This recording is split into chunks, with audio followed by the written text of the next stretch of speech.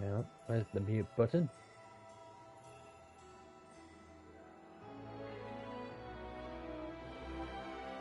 Oh, that's right. That's it.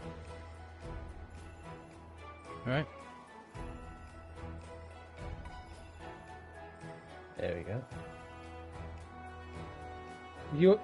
Are you live streaming, Dave? I am now. We are live on YouTube. We are We're live on a Twitch. So, Right. In the words of Bow Selector, don't say fuck or bugger.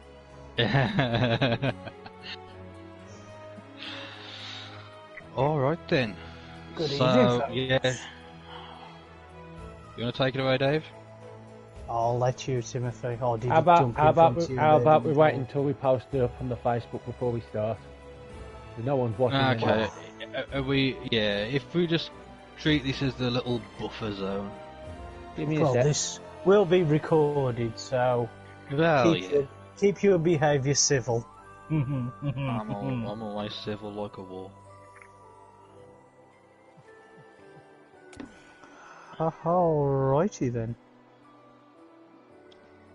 So, do you want to jump into it then? With the first minute in? Or are we waiting for Ryan to post things? Well, I'm jumping on the band page, ready to share.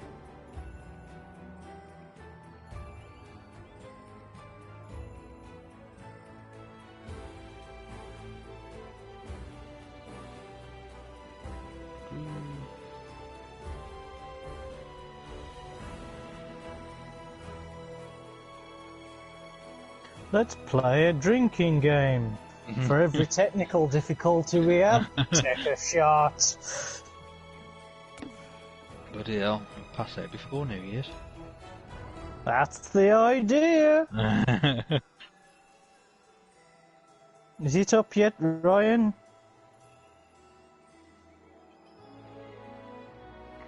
Ryan? Are you still there? Oh, Sorry, I had the mute button on. Yeah, you clever twonk. Right. Are we all good? 2 minutes in. 14 minutes late. Well, yeah, that too. What was I saying about timing earlier? Brilliant timing, Dave. Blame Ryan's spicy sausage. Oh, he likes a bit of spicy sausage, he does. Ooh, let's get dancing.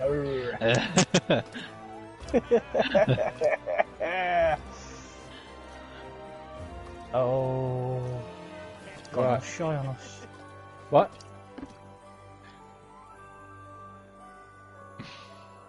So I'm just really hyper focused on this at the moment. So yeah, Have you posted? I'm just clicking the button now. Posted. Alright then, let's click on. Do stand by, folks. We will be a bit more entertaining than this. I promise. Ah, yeah, when you get rolling. I put Tim's name as time. And yet It's you not the first time. And you spelt Ryan wrong as well. Can we put And Ryan? also, there's no capital letters on the first letter of our names either. Ah, yeah. Goes on about my punctuation. Me Oh, fail English? That's impossible. I just try to get out quick, not fancy stuff. Okay, whatever. Tell that to Josh's wall when I was painting for him.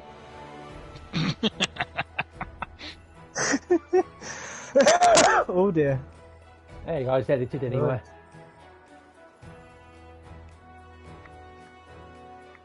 Yep, so Right, everything yeah, should then. be running now. Cool. So, greetings, ladies and gentlemen. Hello. I know it's Greetings not and salutations. been Okay, Caddy. Greetings and Yeah, salutations. it goes without saying that this year's been a bit of a shit one, but luckily there's less than 3 hours left of it, and to try and Daddy get some Boris can't choke us any harder. Yeah. But yeah, we thought we'd try and get some positivity right at the end, and no more positive than being right at the end of the shit show. Aye, Captain. So yeah, we thought we'd share some music that because out of this year there has been some considerably good music, to be quite honest, as bad as everything's been. So yeah, we thought we'd all share our thoughts and our findings with you. So, Beg your pardon, Tim. Yeah. okay. Well, okay. If you want me to carry on talking. No, I didn't hit. You just cut out then. Oh, yeah, right. you did. You Did just I? went... Do apologise. That's alright. It happens to the best of us. You better apologise, Tim. I'm sorry. Okay. So, do you want me to kick this off with the albums that I found this year? Yeah, go on. Yes, sir, you can indeed. All right then. So, what I'll do, because I think the consensus is that we're going to leave our album of the year to the very end. So I'm going to start with an album that I found only a month ago, actually, and it was actually, when I first listened to it, quite a high contender for my album of the year, funnily enough. Even as late as it was finding it. But it's an artist called Billy No Mates, and it's a self-titled first album. Sounds like what people called me in my childhood. But yeah, Only in your childhood. Oh, Oh, you lied to me, Dave. but yeah, This is quite an depressing. interest- Change the subject, quick. I'm trying to talk about the fucking album. Also, whoever's got this on background, can you turn it off, because the echo is quite distracting. It's alright. It literally just came on. I was just checking the stream was running and I could hear myself alright. Fair enough. So anyway, Billy No Mates, his first album, released this year. It's a bit of a... I don't know how to quite describe it. I'd say it's punky, but not in like the very typical 3-chord thrash kind of punky. It's very kind of minimalistic and artsy, and just kind of talking about life as well. And It's just, more minimalistic than 3 chords.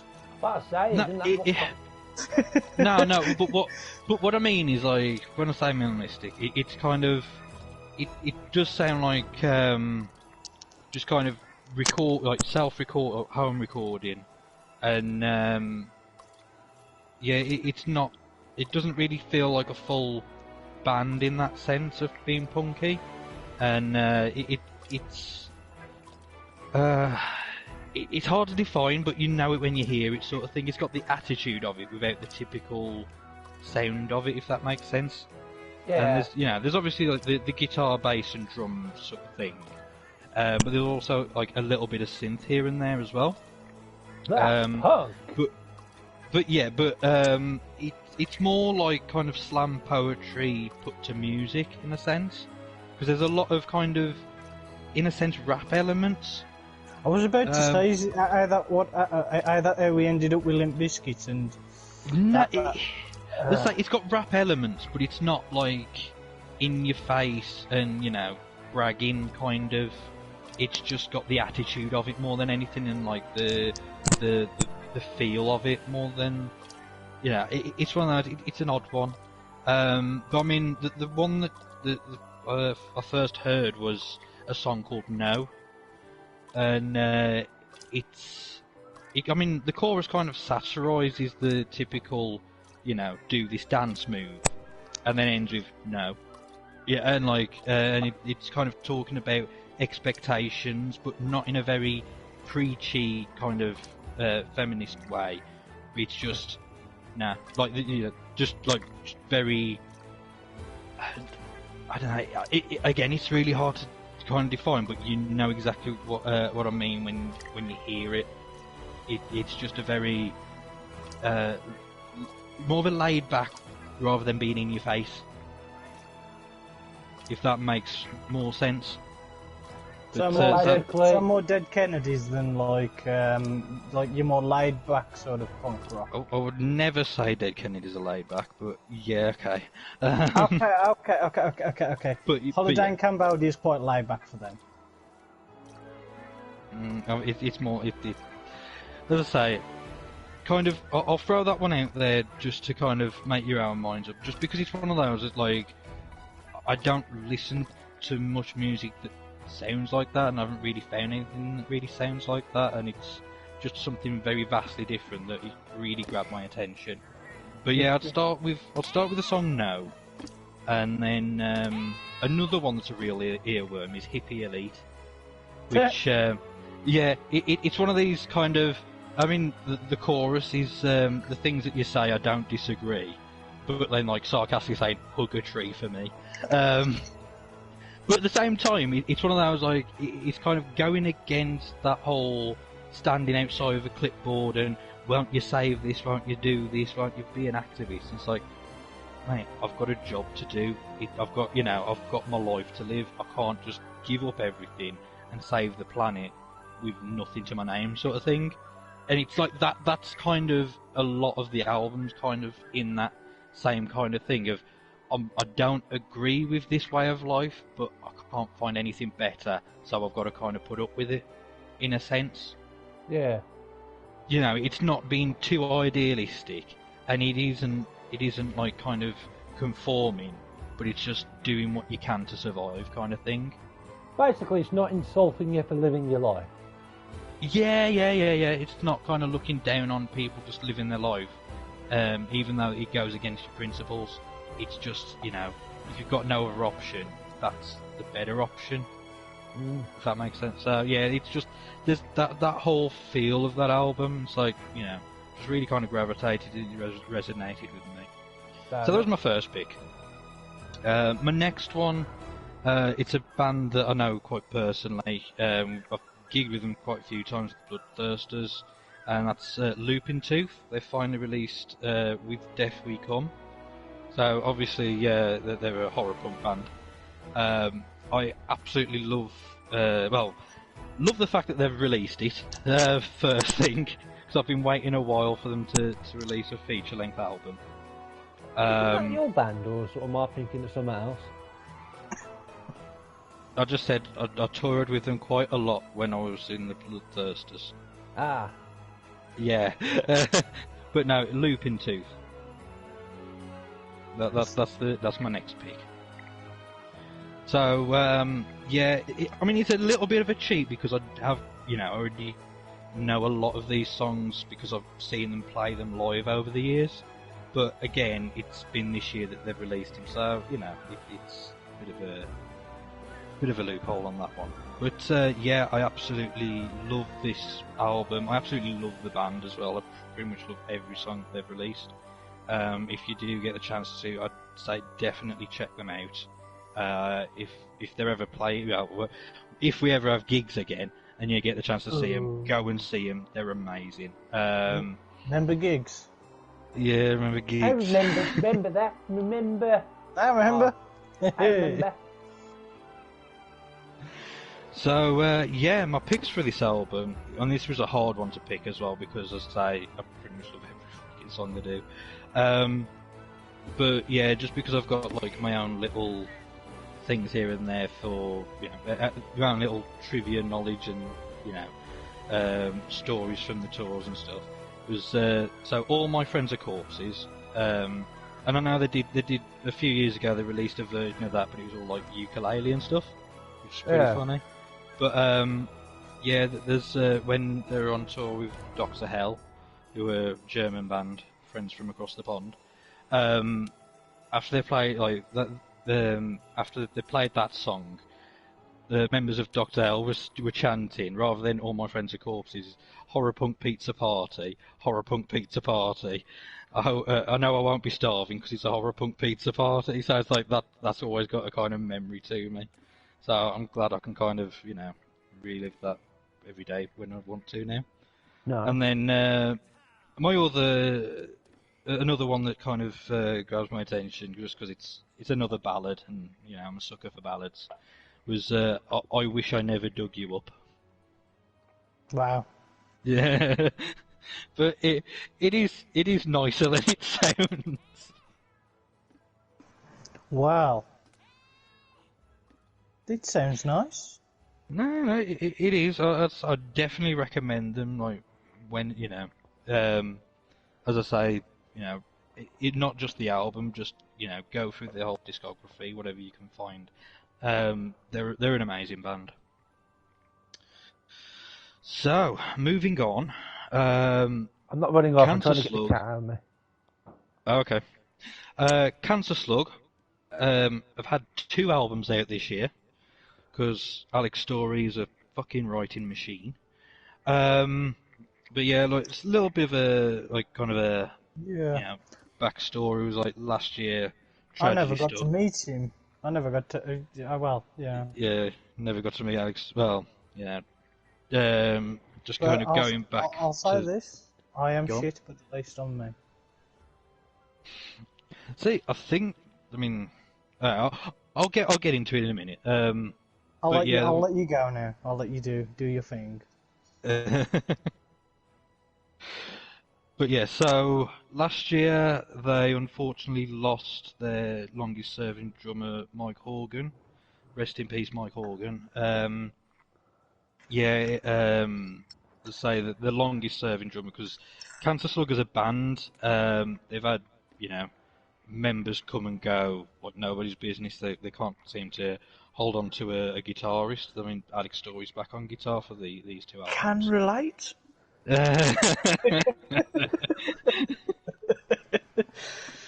But yeah, why would you ever say that? Well, we finally got a solid guitarist, and now he allowed out to his cling film bubble wrap house. If you didn't say the ending bit, I would have said, "Who's that?" But yeah, so as I say, I think they're kind of trying to refine their feet a little bit as a band. I mean, Alex's lyrics and songwriting, it's still as heavy as ever and as brutal as ever. And I do feel though, because as I say, they've had 2 albums out this year. The first one being the Courtesy Flush. I don't want to do this album down too much, but it doesn't feel as tight as other albums, and there are some decent songs on this one, but I don't think it's going to be one of my favourite ones. Is it the same situation? I was going to say, is it the same situation as when Green Day did that trilogy thing, where they did like 3 albums? Well, I mean, to be honest. No, go on, sorry. I was saying, like, they did 3 albums, and I think between most of it was between the 3 was garbage. Like, they could have took the best out of the 3 and just made one really good album out of it. I ain't too sure about that. I don't think there was that much quality in Under Stress. It probably would have been better. Maybe enough. Maybe enough for an EP. Never listened to it, so I can't judge. But so no, I wouldn't say that at all. I think it's again, as I say, trying to find their footing, and they've got, as I say, got 2 albums out, and this one, as I say, it's not a bad album, but at the same time, it's kind of, I don't know. There's just some. I mean, maybe just because I've listened to Cancer Slug for years, and I've gone through their whole back catalogue at this point. But yeah, it's probably the and there same are situation. some decent songs. Sorry, I said probably the same situation as Avenged Sevenfold, because they've never been the same since they lost the Rev. I mean, I don't think it's not that it's not that stark a contrast, but it's just something in there for that. But just for that one album, as I say, but yeah, I don't really want to, as I say, don't want to dwell on it and don't want to do down too much. Yeah. Because, and I mean, mentioning Mike's passing, there is a eulogy song on there for him, literally called Mike's Song. And then, let's see, other songs that kind of stand out to me. Funnily enough, there's a song called The Black Death, which talks about doctors in plague masks and building the bodies in a pit and stuff. And it's like makes you think, well, this pandemic's not as bad as that one. So I suppose there's that takeaway from it. And then there's the title track, Courtesy Flush, as well, which is just kind of, I suppose, a misanthropic kind of anthem. But yeah, moving on to the second one, Moonlight Martyrs. With this album, I think the songwriting is a lot tighter. There's a lot, it reminds me of first getting into Cancer Slug and getting into, there are songs that remind me of, when I first heard the band. So I feel like with this one, as I say, they're trying to find their footing. I think they're definitely getting a step in the right direction with that one. So my picks for that album, like two standout songs, was "Love How You Hate," song of Lilith, I should say, and my favourite one is "Beware the Moon." But Dave mentioned one song called "Me," which is from There's a song from called an album Tim? long ago. No, there's a song called "Me." Yeah, he was quoting the lyrics on shit, but at least on me. There's one song on this album that has a similar kind of feel to that song, called "Dancing Through Hell," and it's kind of like a 3/4 kind of waltz. Yeah. And that it's I'd definitely recommend that album. Out of the two, I think that was my favourite, but I would recommend both of them. Yeah. Okay. You're talking to a guy who listens to a wide variety of things, and with Ryan, I'd say he's more of a prog guy than a punk guy. Yeah. I mean, know. Even though he wears a battle jacket, which I don't know why you. make it look a bit scruffy, and bam, you're a punk. I don't know why you assume I'm a prog guy. Ryan, what's your favourite band? Black Sabbath. Oh, I thought it was Rush. Rush is very high up there. I really am a bad friend. I see him down the Ramones the other day, and oh Jesus Christ! I don't know. Rush is very, very, very high up there. I know nothing about music. I've been saying it for years. Well, I don't know. I sometimes feel that myself, and then I can go on a tangent on bands that no one's heard of, like Cancer Slug, for example. And another band that no one's heard of, Days and Days. I know them. Yeah. Do Tim, you? You know what you're talking about, all these bands? Yeah. Are you sitting in there in your fair trade slippers and you're a side shaved head and your long beard and what's another vegan hipster choice? The guy Wouldn't I look like you from a couple of years ago? Hey! Oh, you bitch! Oh, yeah, pretty much. So anyway, Days and Days. I mentioned this band as part of my pick of 10 albums. Well, then again, I also picked Cancer Slug as well. But hey, we're moving on. So I'll be quite honest. That Rogue Taxidermy album was the only one I've heard in full, and I've heard like a few other songs, bits and pieces here and there. But yeah, if there's any fans out there of Days and Days, and I'm talking out my arse, and it's like, oh yeah, that's nothing new, I do apologise. But yeah, I think compared to Rogue Taxidermy, the production value is a lot higher now. The mix seems a lot clearer, and there seems to be like more instrumentation, and like taking full advantage of quiet parts, but like, you know, they kind of stop and start in songs and stuff, which they have done before. But what I mean is like, it's a bit more defined now. And then like going with the instrumentation, I know they've like put like mandolin and banjo and stuff in before, but it's a lot more prominent in this album than it was in previous work. One song that really stood out to me on that album was a song called Saboteurs, which kind of it deals with like reflection on mental health, and because one of the lyrics that's quite prevalent in like songs previous to this was that, you know, writing's an escape from the day-to-day tragedy of, you know, just general life. But then he goes into this song where he's on tour with the band, and they're where did he say they were now? They were in Alaska, and he said, you know, I should have been appreciating the history and the mountains and all this kind of stuff, but instead he's writing. You know, he's got his guitar and a pad and a pen, and he's writing another song. And it's, you know, it's just that kind of, you know, constant catch-22 situation of, you know, playing music to get out of a situation, but you're still in that situation even though you're making it as a musician. And then like also got a weird, like there's layers to how they view people trying to help and stuff like that. So it's a really interesting song. I'd definitely give that one a listen to. Pardon me.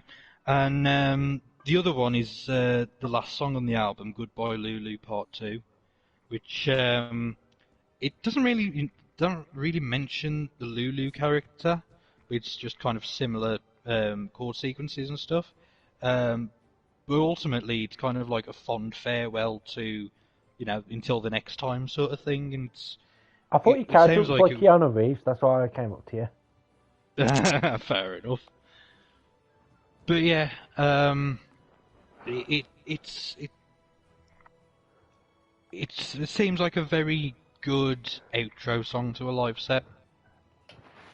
And so my last pick of honourable mention albums, Goldfinger have made a new album. So. Isn't that the guy from Austin Powers films? No, it's Goldmember. Oh, there which is a parody. Which is a parody of the James Bond character Goldfinger, which this band's named after. A bit of trivia for you. And also, what you got to say is also there. Rest in peace, Sean Connery. You know. Oh the greatest Bond. Ooh, you want to start an internet argument, Dave? Sorry, my personal favourite Bond. Oh, it's PC gone mad. But no, so the Goldfinger, Never Look Back. It's a weird one. I'm gonna have to definitely re-listen to this one because they released it. I think it was either the end of November or start of January. Yeah. But it seems like a very summer album. It's very summery to me, and like they talk about like, being in California, and you know, talk about. I mean, the last song. Hang on, let me just double check. I don't want to get the name of the song wrong. So yeah, the last song on the album is "Standing on the Beach." You know, it's just very summery, and I don't think it kind of. Yeah, it's a good album. I will definitely re-listen to it, but it sounds more like an album I'd throw on a barbecue rather than having Christmas dinner to. So, but yeah, picks for that one. Specific albums other than Christmas songs, supposedly for that. But you know what I mean. Like when you've got a summer feel, you know, because I mean they've got a lot of ska and reggae influences with a lot of their songs as well. Yeah. But yeah, I mean, the first song I heard it's the first song on the album. It was on a Discover kind of playlist. But yeah, the song "Infinite," and it's like a very hopeful song, and you know, kind of leaving stuff behind. And then another one is a nice kind of reggae-inspired, punky love song called "Wallflower." So yeah, that's my album picks anyway. Do did you want to go on to songs, or did you guys want to go on to your I suppose the best of my honourable mentions. There's only really one, and it was only because it would have been my album of the year, if not for the album that was actually released this year, and the fact that I was an idiot, and I was like, oh yeah, Easter is cancelled. I thought that was this year for some reason, because Easter was cancelled. So, But one of your albums... Oh, Tim's gone. Tim's gone. Am I? Yeah, back Yeah, now. could you repeat that again, Tim? Because he was Okay. So, one of your albums for 2020 is an album from 2019. Yes. Yeah, But okay. it's by the darkness, so I don't give a flying shit really, because it's a fantastic album. Yeah, but then I would also have to mention Church of the Cosmic Skull. Well, you can mention Church of the Cosmic Skull. Loz might be hovering in the comments somewhere, you never know. I doubt it. Okay. I dare send him an invite. I dare want to bother him, you know. He's got to, he's part of the cool kids, eh, so... Look at the fireworks, viewers. Look at the pretty fireworks. It's the only ones you're going to see when you're stuck inside. So, Ryan, do you want to share your album honourable... I'll get my words out at some point. Honourable mention albums. Well, I didn't know we were supposed to stick to just the 2020. Because most of my stuff is from the 80s. Yeah. Okay.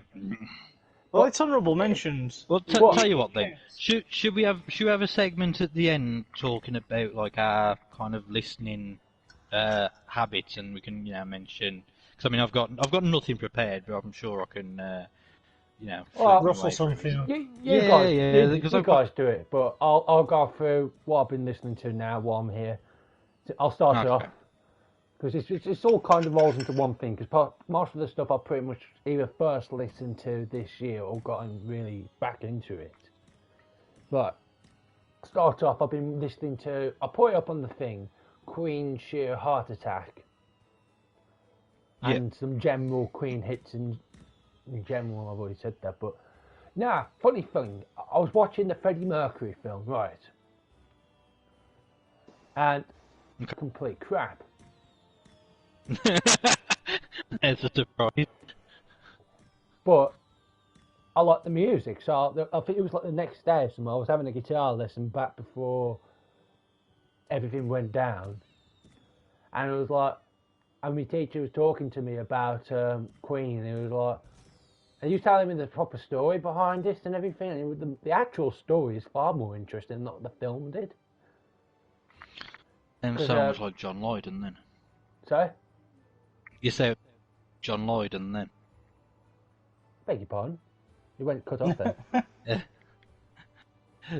You sounded so much like John Lydon then. I don't know who that is. Johnny oh Rotten. My fucking god! Wow. Johnny Rotten. There's this one. I think it's an interview with Conan, and he's got this autobiography, and he's got like load of stories and stuff. And at one point, he literally says, "The truth is much better than the fiction. It's like, much more interesting than the fiction." Oh, and the way you said it just reminded me of that exact like thing that he says. Like the true story. You tell him the true story. That's a lot better than the film. Anyway, back on subject. Go on. Yeah. You told me to listen to Sheer Heart Attack. It was like some of the earlier stuff, so it was in between, before they went full on poppy sort of thing, like the hits and that. Yeah. But they still had a bit of element of the prog rock they started with. So it was a really nice blend of the two styles, and there was some really good stuff on there. You got like Killer Queen, which was probably the hit off that record. Yeah. I think everyone will know that one. It's a really good track. But you also got stuff like Brighton Rocks, which is really, really good. Where he's got like a 2-minute long solo in it or something like that. And unlike when Slash tried to do a 20-minute solo, Brian May can actually keep it up. Shots fired! Oh. Anyway. Okay. And we also got some interesting stuff because Freddie Mercury doesn't sing on every song. Oh, doesn't it? No, I can't remember how many songs. I think Brian May might sing on one of them. Don't quote me on that. But I know the drummer sings on one of them. I can't remember the name of the track, but let me look it up. It's a really good one. I remember it being my favourite one. It's so good, I can't remember the name of it. Yeah. This is why I took notes. And this is why I've got my phone next to me. I've got a laptop out. Same. Oh, he's got a laptop out. Oh. The laptop. Next should be saying you wrote yours in a cafe. Oh. What cafe is open? While sipping overpriced coffee. Yeah. I'm sipping it because it's expensive and tastes like shit. It's technically a two-part song in this. The part I'm referring to is called Tenement Monster. I don't know, it had a really nice chorus to it, and I just really liked the chorus. Wasn't anything too complex, I just really liked it. Fair enough. And I've been listening to a few other stuff. I think I listened to The Game, that album. Not as good as Sheer Heart Attack, but still alright. I got my granddad, before he passed away, lent me a few Queen greatest hit stuff, so I've been listening to that. Okay. So yeah, I've been listening to a lot of Queen. I think the musicians outside of Freddie Mercury are very underrated. Because they're phenomenal players. They're really, really good. Like, Brian May's got some chops. That happens with a lot of bands, though, because, like, say if one member is, like, so stand out, and, like, Freddie Mercury, he was one in a million, were he, really? Yeah. Yeah, but so when you stand out that much as a frontman, you do kind of overshadow your bandmates. Yeah. The thing is, if you look at the history, Freddie Mercury wouldn't have gotten where he was without the bandmates. So that's partly why I hated the film. Because it wasn't called Freddie Mercury, it was called Queen. It was called, yeah. It was based around Queen. Not to shit on the memory of Freddie Mercury too much, but yeah, to give kudos to the band behind him as well. Not it was one of those like I think through death everyone becomes a legend. Yeah. I know I think it's a testament to the fact that they're still. Even without Freddie, they're still touring with other singers, and they're still trying to recapture some of that magic and still wanting to perform and stuff. I think where Queen went wrong though is they didn't do what AC/DC did of all things. They didn't change the singer and stick with him and carry on. Yeah. And I think if they'd have found the right, it'd been hard to find the right guy to replace him. They have been touring with Adam Lambert quite a lot. But the thing is, I think Dave's referring to straight after, like AC/DC did. But Bon Scott was not on the same level as Freddie Mercury, though. Well, I don't think Brian Johnson's as good as Bon Scott, but he's had the bigger hits. Yeah, but no, that's what I'm saying. Like, Bon Scott wasn't appreciating his time, really. That's the thing you've got to remember. But, true, yeah. we're more young'uns, are we, in comparison to when these bands was big. But back onto the stuff I was listening to. What else was I listening to? I've been listening to I got back into Thin Lizzy a fair bit after I watched the films. Ironically, watching another film, but I actually liked this film. Okay. Because unlike the Freddie Mercury one, where it was just supposed to be entertaining, this one was a full-on documentary based around Phil Lynott, not Thin Lizzy. So, Ryan, yeah. Can I just interject at the minute? Are you just picking the albums that you've already shared on Facebook? No, only 2 of them. Actually, probably 3. Oh, okay. No, Alright. He's going to work his way through all of them. He was hoping you wouldn't notice. No. Like, I could talk about Thin Lizzy, but the thing is, I've been listening to multiple Thin Lizzy albums. It's not just Jailbreak. Okay. Like, same again, like, I've been listening to Motörhead a lot recently as well, but it's not just Ace of Spades. Yeah. So I've got two other ones that's come out this year, actually. And I've got one that was technically re-released this year, which is a bit interesting. I'll go through Thin Lizzy a little bit, and I'll get into the interesting one. Like, obviously Thin Lizzy, I've been listening to a lot of the, not the hits necessarily, like, I've been listening to Black Rose, the album. Have you heard that? You'd have to name some tracks off it, because I'm not the most familiar with Thin Lizzy. Yeah, I haven't really listened to him too much, Thin Lizzy, to be quite honest. I have been meaning to, though. If you can give me some recommendations where to start, so, you know. Black Rose. Which, so, yeah, okay, I kind of gathered that, yeah, Jailbreak and Black Rose are two good ones. Just looking through the discography, actually, it's quite intensive. You could pretty much pick up anything from them, and they'll be pretty solid. There'll be something interesting. Okay. But I think, from what I gather, Black Rose is where they started to go downhill. Ironically enough, despite it being a really good album. So they did songs like "Do Anything You Want to," S&M, and yes, it is related to that. Waiting for an Alibi. Sarah. I've been waiting for the... My mom loved Sarah, that song. I was named after one of his daughters, I know that for a fact. But, yeah, that's a good one. I also like some of the stuff off Jail, but I want to learn Romeo and the Broken Heart, I think it's called. Something Romeo. It's obviously... Romeo and the Lonely Girl. That's it. Like it's got this like scratch riff that's like a proper funk guitarist thing. Okay. But it's in a rock context, which is really cool. I like that sort of stuff. That's the thing with Thin Lizzy. They did what the guitarists did weren't necessarily rock. Okay. It had a lot of influence from other stuff in, which is really interesting. A lot of folk stuff as well. Like, yeah, I was going to say, like with Emerald, it's a very folky riff when you really break it down. But because it's like dual guitar harmonies that are, you know, in a Marshall stack sort of thing, it just gives it a different vibe to it. Yeah, it's like Whiskey in the Jar. Like, it's funny because I think that's a great cover, but Thin Lizzy hated it. They hated that cover because they didn't want to do it originally. It was just something that the producers forced them to do. And it got really famous, obviously. Yeah. And then Metallica butchered it. Shut up, Ryan.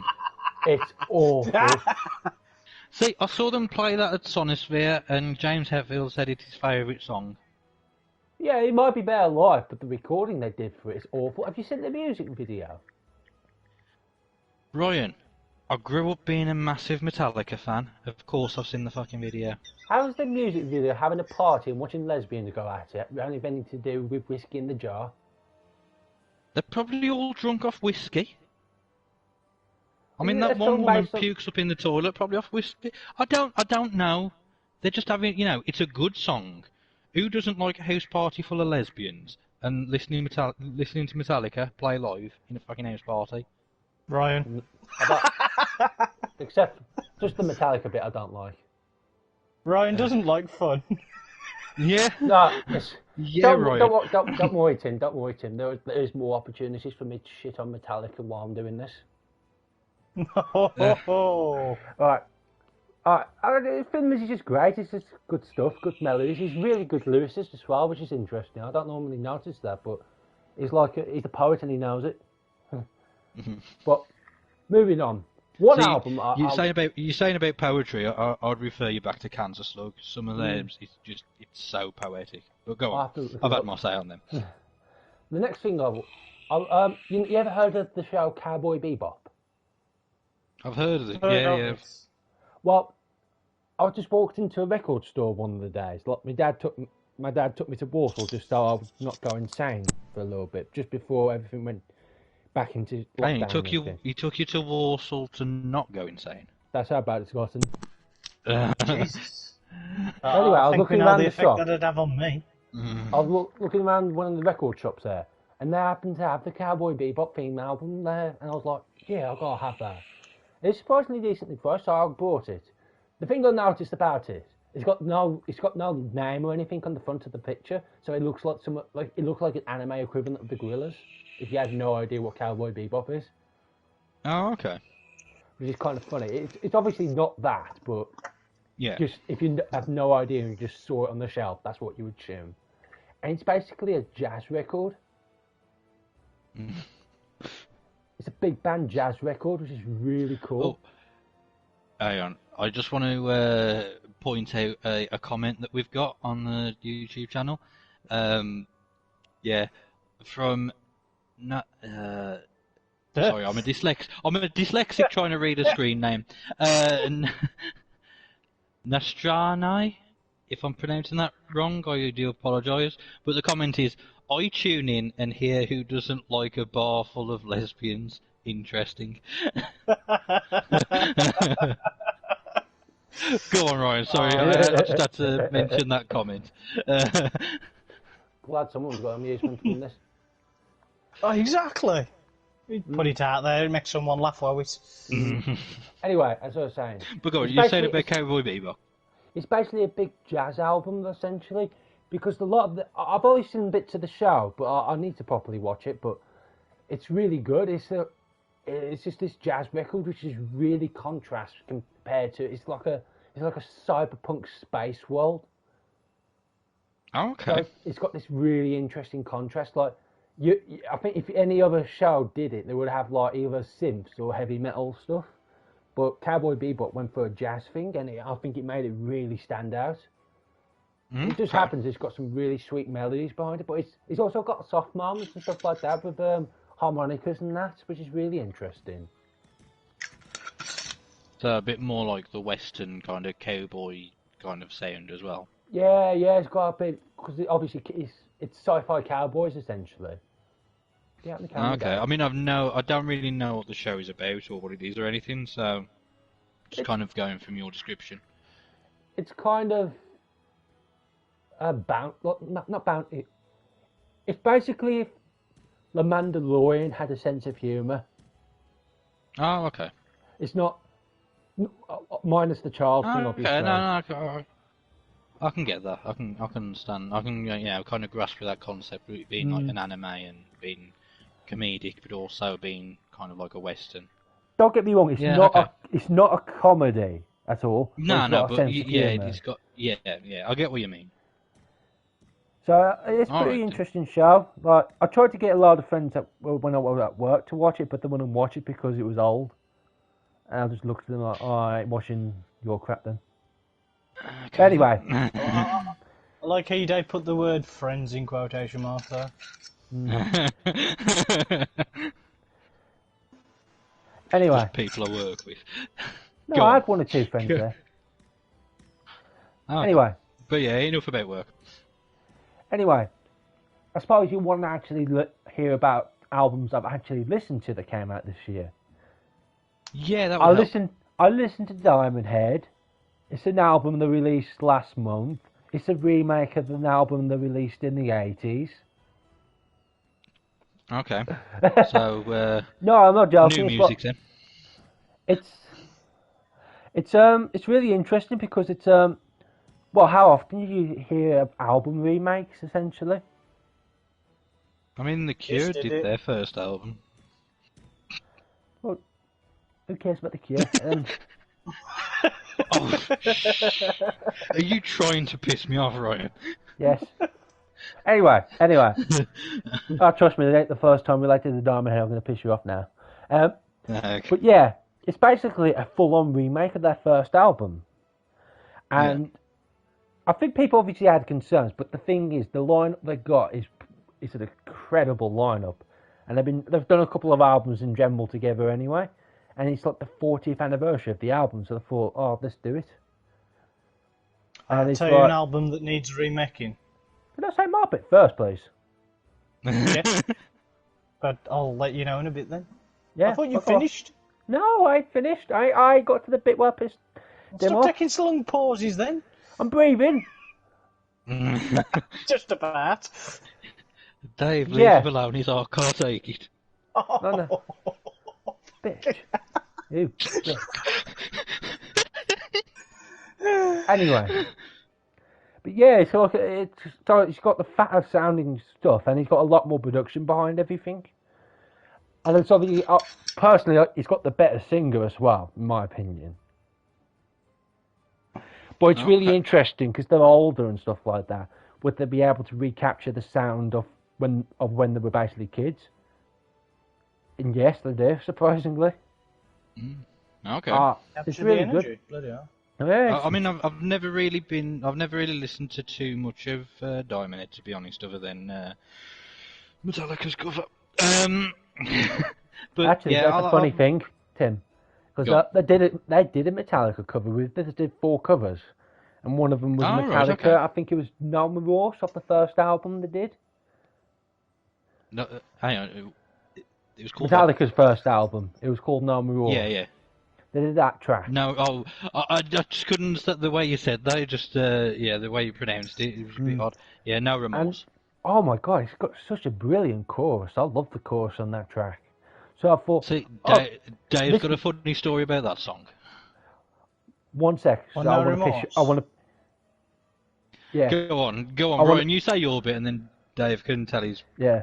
So anyway, I started listening to the track, and it's just got. I love the lyrics behind it. It's silly lyrics, but I just love it. And I love how it's done. So I thought, this might be a gateway thing into Metallica. So I listened to the Metallica version. Right. I'm just going to assume Diamond Head wrote the song because it's shit in comparison. Fuck's sake, Ryan. Like, Also, I don't know why we've had another comment. A couple of comments, by the way, just to interject. If we're after any anime-ish music that has a lot of rock and metal elements, they'd recommend soundtrack to Final Fantasy XIV. Tell them to shove Final Fantasy XIV up their arse. It's a crap game, those. Right. But look, they're just talking about the soundtrack. Mm. I know what you're like for criticising games, Ryan. If it's not brilliant, it fucking sucks and it should be shoved down the toilet. Yeah, he really is the angry video game nerd. Yeah. Also, another good band to look up for Final Fantasy rock covers is the Black Mages. Okay, I'll have to stick that on the list. Thank you very much. Go on then, Ryan. Sorry, so you were saying about assuming that Diamond Head wrote No Remorse. I'm just going to assume Diamond Head wrote it because the Metallica version just sucks. It just, I don't know. I wasn't expecting the same production value, but it sounds like they're falling asleep playing it.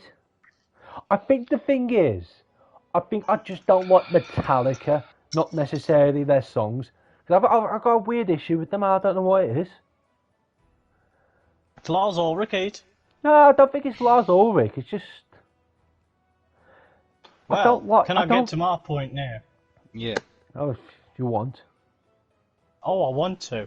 Because it's to do with this whole No Remorse sort of thing. Yeah, it's actually that song. Yeah. The first version I ever heard of that was Cannibal Corpse's cover of it, and I didn't even know it was a cover. Yeah. Yeah, same thing, basically. Then I heard the Metallica version, because I listened to Kill 'Em All, which, I must admit, to this day, is Megadeth's greatest album. Sad but true. What's that from? Alright. Well, that one's from the Black Album, but... I know, I was taking the piss. Anyway.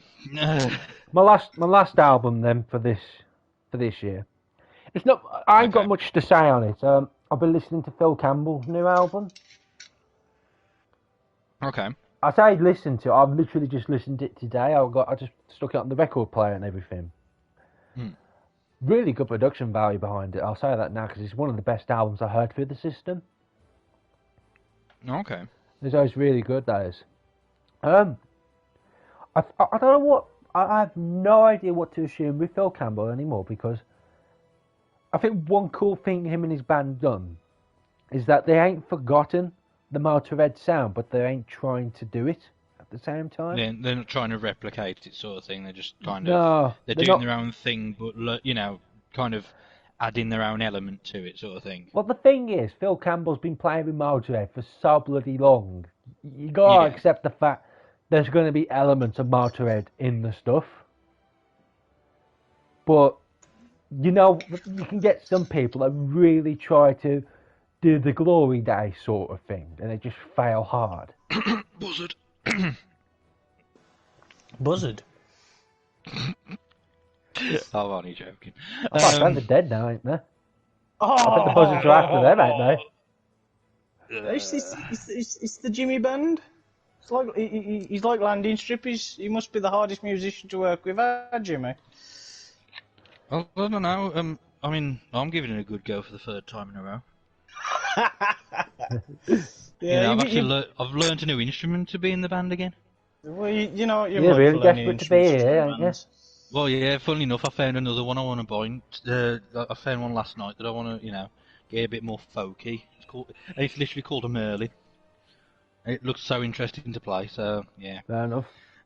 But yeah, I've been listening to it. I was surprised that it's got a bit of I forgot what the band name is. They did cover of War.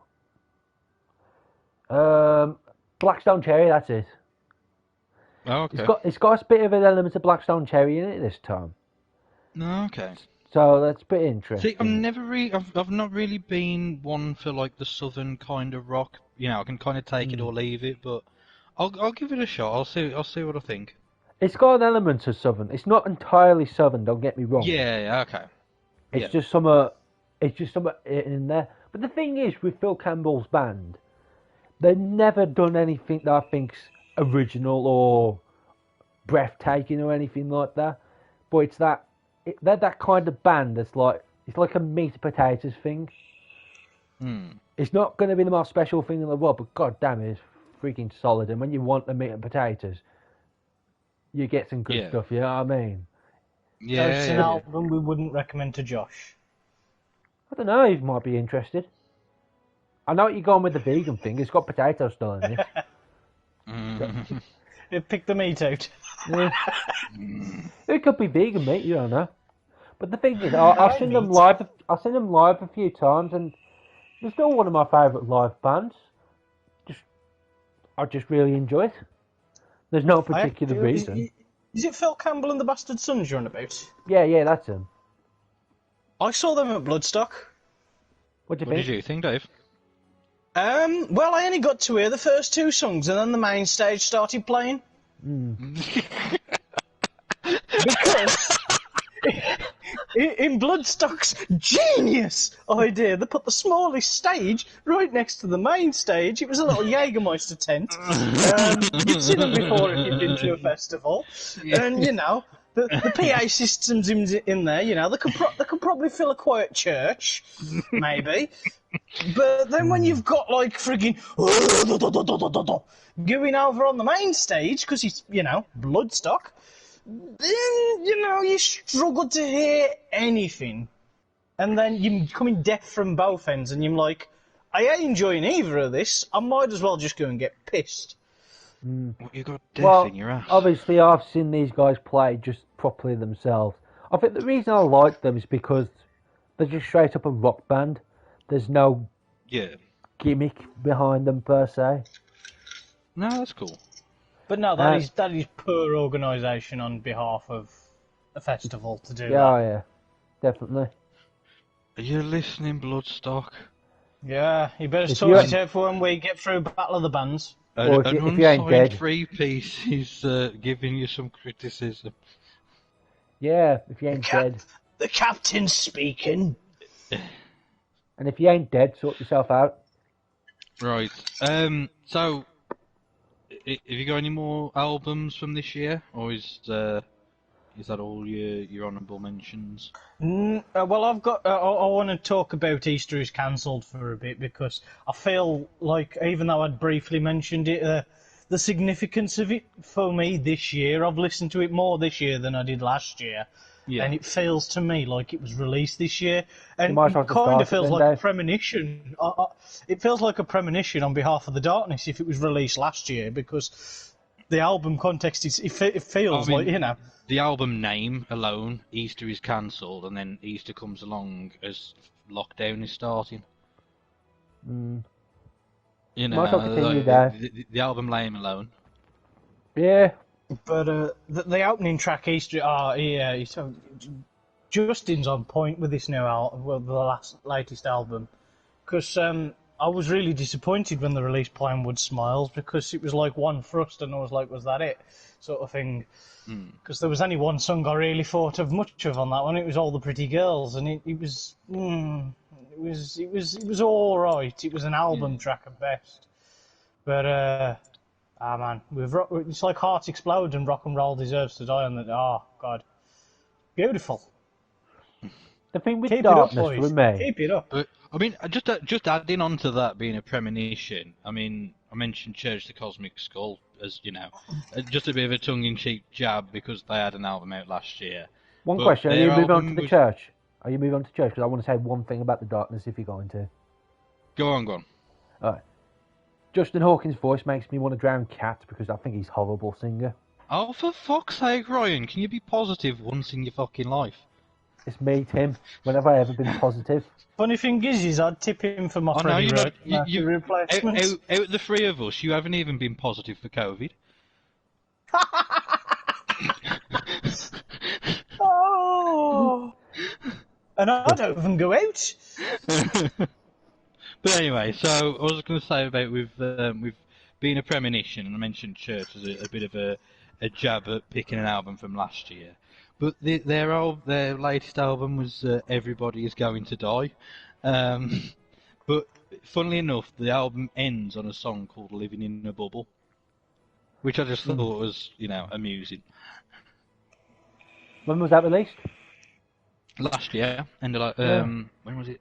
I don't know when. At some point last year it was released. Well, it'll be 2 years ago soon, lads. Oh, yeah. Only a couple more hours to go. Yeah. Thank fuck. If 2020 was a year, it'd be Katie Hopkins. 2020 was a year? No, I don't think Katie Hopkins is as bad as 2020. And that's saying something. Can I just say, I hate these jokes like, as soon as 2021 comes around, everything's gonna be fine. Oh no, no illusions that tomorrow, tomorrow's just gonna be another day. But I do think it's just having the stigma of not being in 2020 anymore. I think just that alone is enough of making people feel a bit more positive that we're not in that bullshit year anymore. And also that we do have vaccines being rolled out now. So to be honest, I mean I'm under no illusions that it's going to be the miracle cure and stuff. But if it does all go well, I hope that we see in the beginning of the end. So I feel like there's and because it's at the end of the year, people are a lot more hopeful. Well, I'm just saying. I know this about. Go on, Ryan. Thank you. I was just saying. Look, I've seen people put it up online, and I think these are the same people who are they will go out of their own tier thing to go to another one for a curry or something like that. Yeah. So I assume they're stupid enough to assume that it will end in 2021. Yeah. Yeah, that's the part that I do disagree with. But I think if we can raise a bit of morale, even if it's just an arbitrary number, then I think we can kind of live with a bit more hope than we had before. The problem is, it's not the hope I think people need. It's they need a beating in the head to learn how to deal with it. Yeah, I know. I do understand that. Everyone involved is just an idiot. Now move on.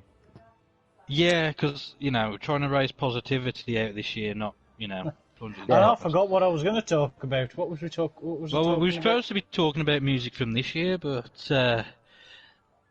should I get us back on track a little bit? Because I've got a load of singles and EPs and other one-off songs and stuff like that. Yeah, go for it. So I've got quite a few here.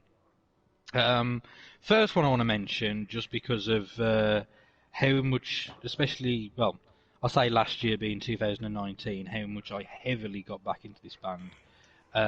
Well, I'll say band. I really got back into him, and this year, Villy Who's him? Vallow. And if you, What about Shane? Jesus Ryan, fucking Christ. okay. Here's a history lesson. If you were around in like the alternative rock, metal, goth, whatever scene, him, like the logo of the heartogram was absolutely plastered fucking everywhere. You couldn't move for the bastard thing. If you asked that question about 15 years ago, people would look at you fucking funny. Not that they're down already. But yeah. But like, yeah, I was thinking about 15 years ago, I think. But this is the thing, like, you know, I mean, I remember, like, this is how much I miss the mid 2000s a little bit, even though we did have our fair share of shit music even back then. You had stuff like, you know, Evanescence, and I mean, even him. I remember going shopping with, like, my nan and my great aunt, and, you know, going around this one shop, and him was on the radio in this shop. And I remembered what I was going to say. But yeah, carry on. Okay. But yeah, so, you know, him, I mean, their Love Metal album, which, you know, one of the most popular albums they've done, was one of my picks for, you know, the top, well, I wouldn't say top 10 albums, but, you know, the 10 albums that we all picked. You know, they are such an influence, and, you know, I absolutely love them. I love them that much. I got their symbol tattooed on me last year. That's how heavily I got into them. So, jumping off that, the lead singer, Villy Vallow, he started releasing, well, from what I've heard, he's releasing songs that he didn't get to record with the band. So he's released Gothic Fencina Volume 1, which makes me hopeful that there's going to be a few, you know, some more music coming from him. But I'll get onto more of that later. So yeah, and when you listen to it, I mean, I know, you know, because I'm, again, kind of listen to him quite heavily, and there's, you know, nuances there that it doesn't sound like a direct copy of him, but it does sound close enough. Especially if you're not overly familiar with the band, it does kind of encapsulate. What kind of like how I feel about Phil sound. Campbell. Yeah, I suppose being I don't know, in a closer sense, because Villy Vallow was the songwriter of basically all of him. So yeah, definitely recommend that. There's only 3 tracks long, but I mean, Salute the Sanguine, the first track on there, is just such an earworm. Yeah, I absolutely fucking adore his music, and you know, the fact that he's still doing stuff and still putting new stuff out there. I cannot wait to hear more stuff if he does any, and if not, then, you know, it's a lovely swan song. Go on, Ryan. Want it? Can I quickly make my point? Yeah. Go on. What was you gonna say, Dave? When you was talking about like Motörhead earlier, I had it pop into my head and then it popped back out again. But They pop back in. do you guys reckon that? Yeah, funnily enough. Do you guys reckon that when Lemmy passed, the balance in the world was fucked, and the world's been fucked ever since? Oh yeah. He I died at the feel- end. Yeah, he died at the end of 2015, and then 2016 happened. And then 27. Yeah, that's what I mean. Since Lemmy passed, it's like the balance and order in the world's just gone out the window. I don't want to point this out, but I do. Lemmy died at the same time when the crap Disney Star Wars film started happening, so... Coincidence. I got one for you, Ryan. What do you mean, bad Star Wars film? Them all terrible? Oh! Take that, Mr. Negativity. Anyway. See, you can't do it nearly as well as me. You can't be as... Negative and... I can't be as negative and jaded as you. No, you can't fake it. That's because I'm happy at the moment. Yeah. No, I was gonna say to Tim's thing, like, I think with me, like the start of my generation, like him and that were just on the way out, so to speak. Because that That kind of makes sense. It really does, Tim. To be fair, because he is a couple of years younger than he's half a decade, ain't it, really? Yeah, we kind of And like. look, I suppose we clung on to, you know, what was special about us growing up, and yeah, then these new kids with their, you know, fangled music, you know, these whippersnappers come with their 1980s rock, you know, their Thin Lizzy and the Diamond Head, and replace all the stuff that we had in the mid 2000s. Yeah, because in my school, what was popular was Black Veil Bride and Asking Alexandria.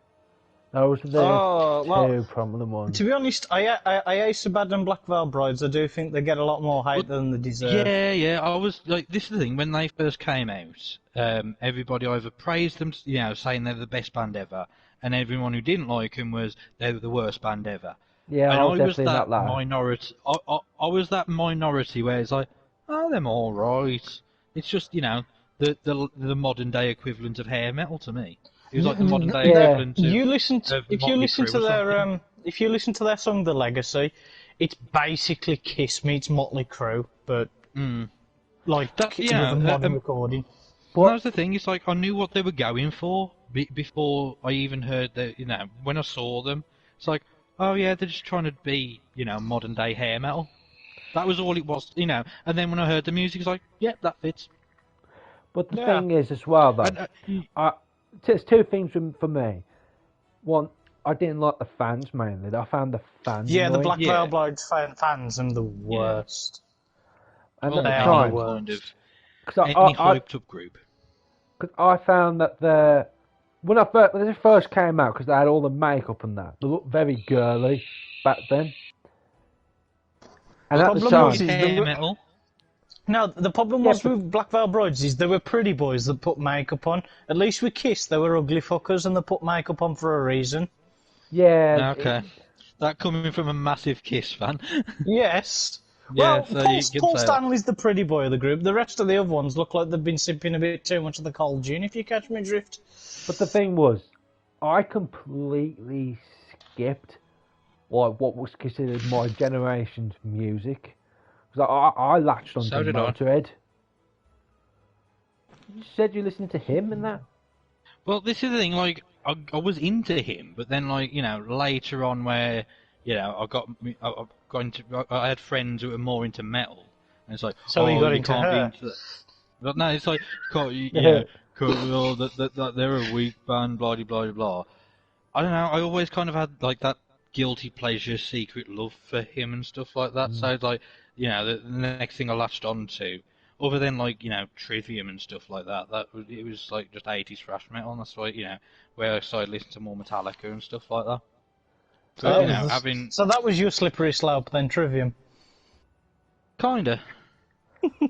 I think, well, because of a girl that I liked as well, that, you know, was a massive fan of them. So like, funny thing is that's how I got into rock, and one of the first rock bands I listened to outside of the game Tony Hawk's, which was where I first...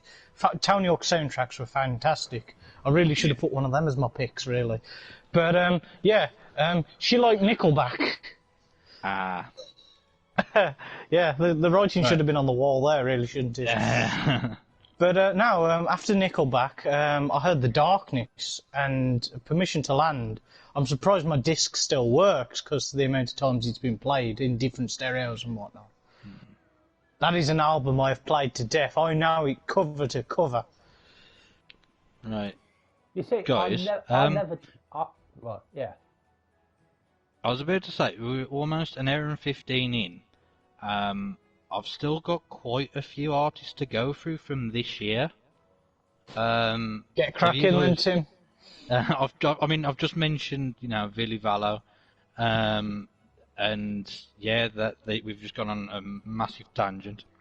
So I've got left is my album of the year, so. Oh, okay. Really? Okay. So I'll just run through this list quickly then, because yeah, I kind of want to get through these. So, I was surprised to hear that this band's making music, but happily surprised. System of a Down have released a single. Wow. Oh yeah, I've heard about that. It's actually pretty damn good. There's the one of the. Hang on, bear with me just a sec, because I have to double check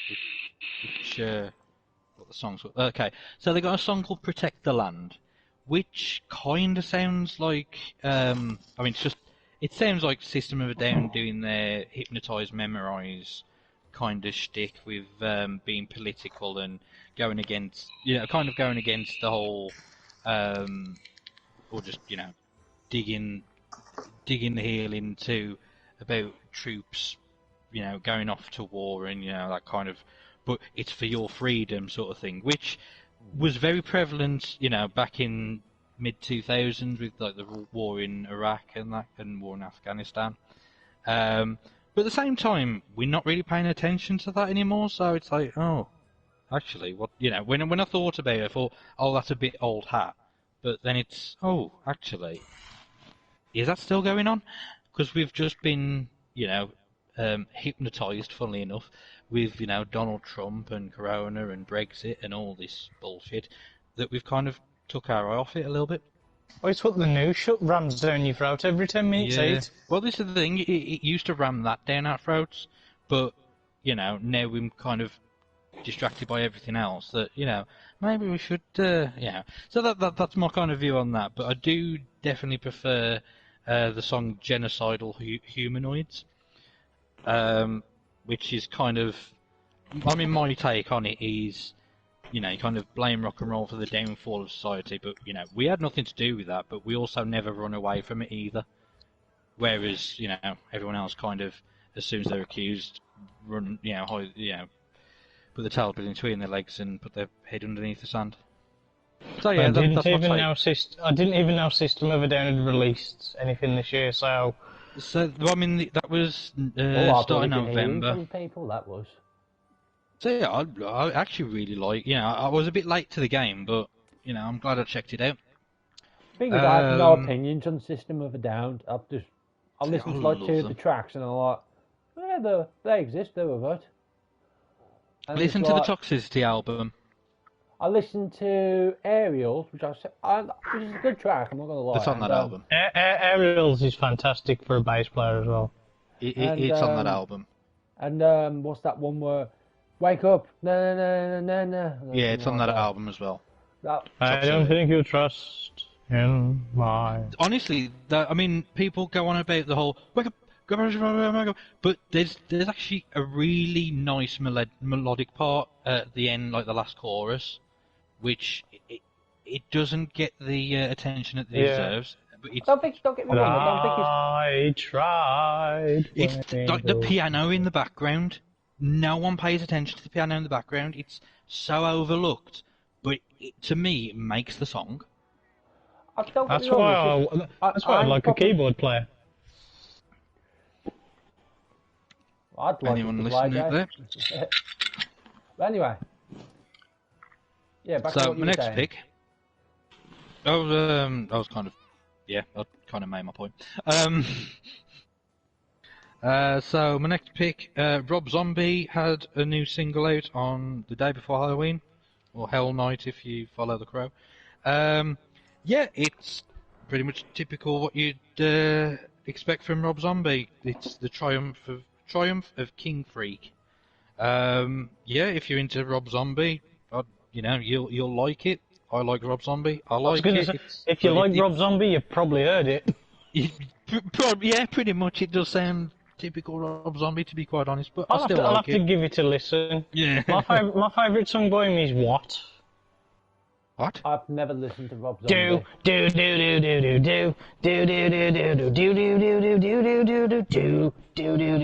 It's got such a catchy riff. I hope we don't get copyright stricken now. Stricken! You come home like a blood-stained hurricane. Right, my next pick. Bit of a left turn on this one. Blossoms. I think I actually really like Blossoms. They've got a new album which I haven't listened to. Sorry? I don't know what that is, so... It's a bit flowery for me. They're a bit indie, Britpoppy kind of thing. Ah, crap then. They were on the radio a few years ago with a song called Charlemagne, and I'm sure you've heard that because it was fucking everywhere. Might be, I don't know. I don't listen to the radio unless I can help it, unless I'm being Chinese tortured. Anyway, so they've got a new album out, which I haven't listened to, but it's called Foolish Loving Spaces. But the song I have heard is pure pop, and yeah, so the way I found this one, so I've been going on Spotify, and they do have a release, like a new release thing every Friday.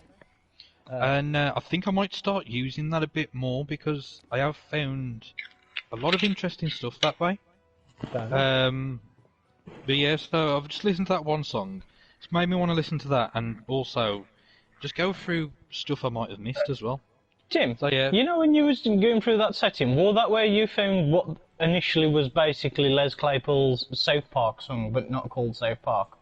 That was on the Discover playlist, but yeah, was it Wablamo or something like that? I can't even remember the name of it, dude, and I'm the Claypool fan now. Yeah. So, where we go? Yeah, there's one odd one that I've found. It's been on like Facebook advertising, and then ever since I've listened to it a few times, it keeps coming up on a load of adverts and stuff.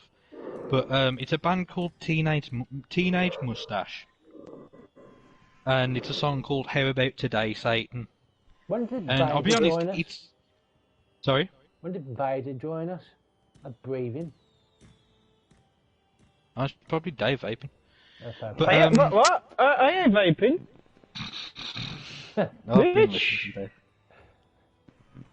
So, anyway, sorry for my mouth breather, you know. Can't help it. Good. Tell it to when I vape, I mute the mic, so... Oh, that's what that sound is. So if you hear a click, it's usually I've gone for a vape while I'm listening. Yeah, I've been thinking.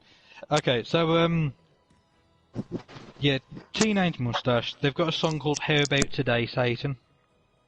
Yeah. I'll be honest, it's not the best recorded song, but there's something to that song that, I don't know, I feel like if I could do, like, a tighter cover or something like that, I don't know, it's a weird song, well, I don't know, it's very simple and kind of punky and, you know, going back to, you know, recording from home and stuff. But yeah, I'd say give that one a listen just for the sheer kind of confusion and kind of intrigue of it. Next I'll go Green Lung. They've appeared on a Black Sabbath tribute album for Volume 3. Because me and Dave I told Dave about this one. But they did a cover of Snowblind. And he said the same thing that I first thought of. Why didn't they do a cover of Sweet Leaf, being that they were Green Lung? Oh, Tim. I felt the disappointment in your voice when you realised you fucked that up. As soon as I was like, yeah, I was going to say the one, and then halfway through I said the other. But being sounds like Dave's actually doing the intro to Sweet Leaf. But no, their version of Snowblind, I mean, I mentioned System of a Down before, they've done a cover of it as well. Both versions, even though, you know, it's obviously like Black Sabbath, but both versions fully sound like they're their own. They make that song their own, and it's the same song. And that's just a sign of a good band for me, is that you can take a song that, even if it's so well known, and make it so unique and so your own. Even with like Green Lung sounding very Sabbathy anyway, they play it in such a way that you could believe, you know, if you'd never heard the original, you could believe that was the original. But I haven't listened to the rest of the tribute album. I only really listened to that one because it's Green Lung, and I friggin' love Green Lung. I mentioned before that them supporting Church of the Cosmic Skull, best gig of 2020, best gig of the decade so far. If you ask me, just fucking floored me. Absolute brilliant band. If you haven't heard them before, check them out. Love it. Yeah. Church, this one's to you. You'll have to let us know when you gig in again, because we'll be straight up the M6. You guys don't suck in church off. I've got a little tangent that I just want to pop in. Speaking of covers and songs of the year, the Mongolian band The Who,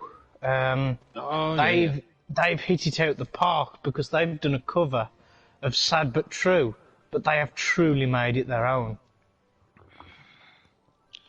So Ryan might like it then. I'm about to say, I like it. I seem to like Metallica songs when Metallica aren't involved with it. Yeah, right. You might actually like that one then, because you can't understand what they're singing, but you know the song they're covering because No, the thing is, I actually like that song by Metallica. That's one of the few songs I like by them. Fair enough. So my favourite Metallica stuff comes from the Dave Mustaine era, and you mean the first album? I'll give them well, Ride the Lightning was good, and then Master of Puppets, but after that I sort of fell off Metallica. Until the 90s, it'll come to Tim's favourite album, Saint Anger. I like Saint Anger, but don't ever let Lars anywhere near the producer ever again. See, you say that, it sounds that way for a reason. It's not just, they were lazy or did this or whatever. It's just that was a production choice. Yeah. They were going for a punk feel, weren't they? But a punk, kind of. Everything worked except for the drums, in my opinion. Everything works on that album except for the drums. The drums need more. The drums need more. If they're going to be that prevalent, they need more. Hang on. Here's the thing, though. You say that, but what do you think? Look at that remastered version or remixed that somebody else did version of it. Okay, Dave. To your point, what's your favourite Metallica drum sound? I know that's my least favourite. Exactly. This is my point. Everyone can say that's my least favourite, but you're still fucking talking about it, aren't you? I do think their earlier stuff. I think One has the best drum sound. See, the bass and is Justice for All. Utterly shit for that one. And what Justice bass? for All, exactly. Everyone's saying about the drums are shit. There's no fucking bass in Justice for All, and people fucking bum the hell out of that album. Is that when Newstead was on bass then? Yeah. Then they had so little faith in him, they took the bass out. It was a bunch of bullshit. So, to me, if people are saying, the drums, okay, you're not moaning about the fucking bass in Justice for All. Can I say two things about Metallica? I want to say two things. Go on. I feel Metallica, most of their best stuff has other hands on it. Like, the first three albums, they either had Dave Mustaine or Cliff Burton involved. And then they did Sad But True, and they had Bob Rock, sorry? Well, Cliff Burton died after that, and he was actually, but he was a member of the band as well. He wasn't just involved in it. I know, but I'm just saying, like, the core, he's only been involved in them three albums, essentially. Yeah. When Metallica went out and essentially did their own thing with the fourth one, I feel like the fourth one, it had one or two good songs, but it's completely unguided. They haven't got a clue what they're doing. And I think, was it Bob Rock who did the production work for the Black Album? Yeah, that's when he stepped in. That's what I think. Because he was the one who guided them. They started to get their sound. There's one podcast I listened to actually it was with Steve Hughes in it, and he has a bit of a theory about Metallica in general. Yeah. With the Black Album representing the death of the old Metallica. Yeah. So the first four albums were thrash metal. The Black Album it was slowed down, it was a bit more produced and all that kind of stuff. That represented the death of the old Metallica. And then you got like Load, that represented a rebirth. And I mean, you look at the cover of that, that's from an artist, and that piece is literally called Common Blood. It's, you know, it a visual representation of the rebirth of Metallica and going on to the more experimental stuff they did in the 90s, which they couldn't do under the guise of being a thrash metal band. I admire them for trying different shit, because that's the one thing I want to do with us, is I don't want to be pigeonholed. I like the fact that, you know, you can't put your finger on us. Yeah. Yeah. The last thing I wanted to say. Sorry. Go on. I'll say me thing. The last album they did, right? Death Magnetic. No, not that one. It was Self-Destruct. Hardwired to Self-Destruct. Oh, that's it. Hardwired to Self-Destruct. Right. I feel like that was an album that I thought was okay by them, right?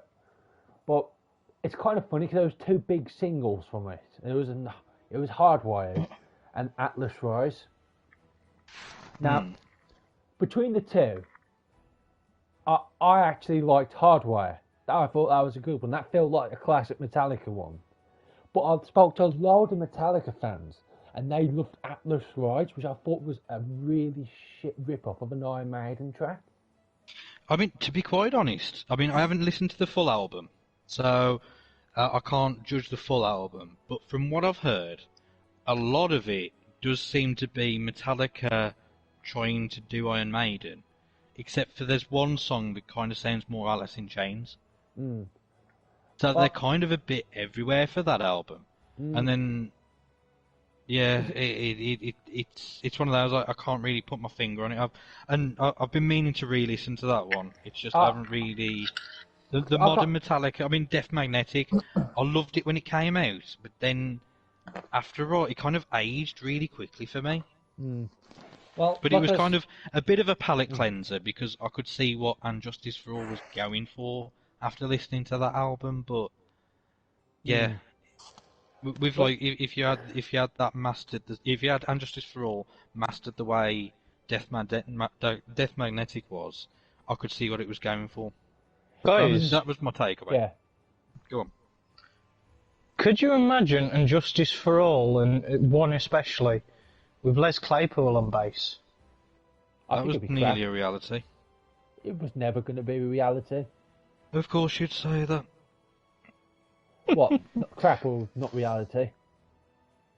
Both. But the thing is, right. If they tried that stuff they did with Jason, Les Claypool wouldn't have had it, and he would have buggered off. Suppose. I think without having Les Claypool on the bass, though, we'd have been a bit more. Well, you know, you got to turn the bass up. I'm playing fucking. Look at how many notes I'm playing here. You got to turn the bass up. Lars wouldn't be able to keep up with him. True that. So I think anyway, even the Primus drummer looks at him confused sometimes. As you saying, Tim. So this year, I've found another band that I really got into called the Devil's Witches. The one I was gonna pick was called Porno Witch, but unfortunately, I found out that was released last year. But I'll still give it a shout out. Yeah. Funnily enough, though, I found that Guns, Drugs and Filthy Pictures was released this year, and that's one that I've also bought on vinyl for Record Store Day. Yeah. So I'd give that one a shout out. That's a really good song. And can I just say, they've also released Sugarplum, which I haven't listened to yet. I've literally only found out they released that today. Oh, that's cool. That's a good shout out. Devil's Witches, check them out. They're a bit. I mean, they're kind of weird, kind of stonery, dirgy, but very comforting as well. Go on, Ryan. I'm really disappointed they went for the generic name instead of the cool name of the Devil's Bitches. See, when I think of that name, I just think of Randy Marsh going, "Sup, witches?" Right. You Then. want to go into the albums of the years?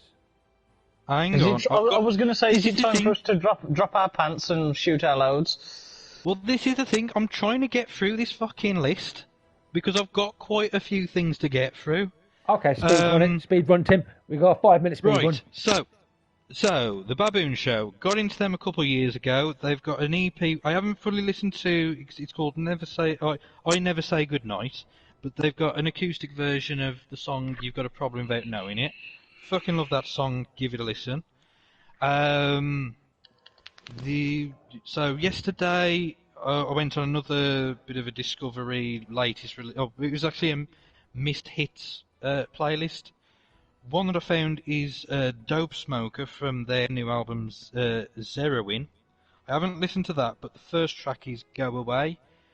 I will dedicate that to the year of 2020, and that's fucking awesome. If you love your stoner metal, which I seem to be gravitating to partly as well, give that a listen. Another one that was on that same playlist was Gojira, called Another World. And I've never really listened to much of Gojira, but after listening to that song, I might have to have a bit of a deep dive. If anyone can recommend anything to me. The next few... Oh, hang on. I've also been Amigo the Devil, a bit of a folky kind of one. He's released one called Another Man's Grave, which a lot of his stuff is very poignant, I'd say. If you're kind of feeling quite sentimental and you want to explore that kind of thing, check out Amigo the Devil. Where am I? Radkey. I haven't listened to Radkey for basically since they first came out. But they've had a new album, and the only one I've listened to is their cover of Ain't No Sunshine, and that is amazing. That's making me want to go back into their discography a little bit, because they've kind of evolved from being a typical punk band, and they've got a very Danzig kind of vocal to their punk stuff, but I do like how they've kind of developed from what I've heard, so I have to give them another listen. The Melvins, this one made my fucking day when I first heard it. So, a little bit of a backstory. I did think about making an independent film at one point, and it was about, because, I had a bit of a broken heart, wanting to center it around a guy going through a breakup, and I wanted to... So you probably made the right choice of not making it then. Hang on. The idea that I had in mind was... this guy goes on a rebound sort of thing and just shags around. And I was going to have a punk version of I Get Around by the Beach Boys. Well, the Melvins have done one better and done a bit of a punk version of that called I Fuck Around. And any lyric where they can slip the word fuck in, they do, and I absolutely adore it. So if you fancy a laugh of that, go and listen to the Melvins. Never been a massive fan of them. They're a bit I've never really got round to having a deep dive into them because they've got quite a lot of material, but I may well do. The next few, I think, the rest I've got are covers. So, tell a lie. So Scar Productions, or Scar, spelled SKAR. That they're on Spotify. He did a cover this year of I'll Make a Man Out of You from Mulan. It's like an epic metal cover. That's friggin' amazing. Definitely recommend. He's also made a original song called Reborn Through Failure. Funnily enough, I love that song, even though he was inspired to write it from fucking Dark Souls.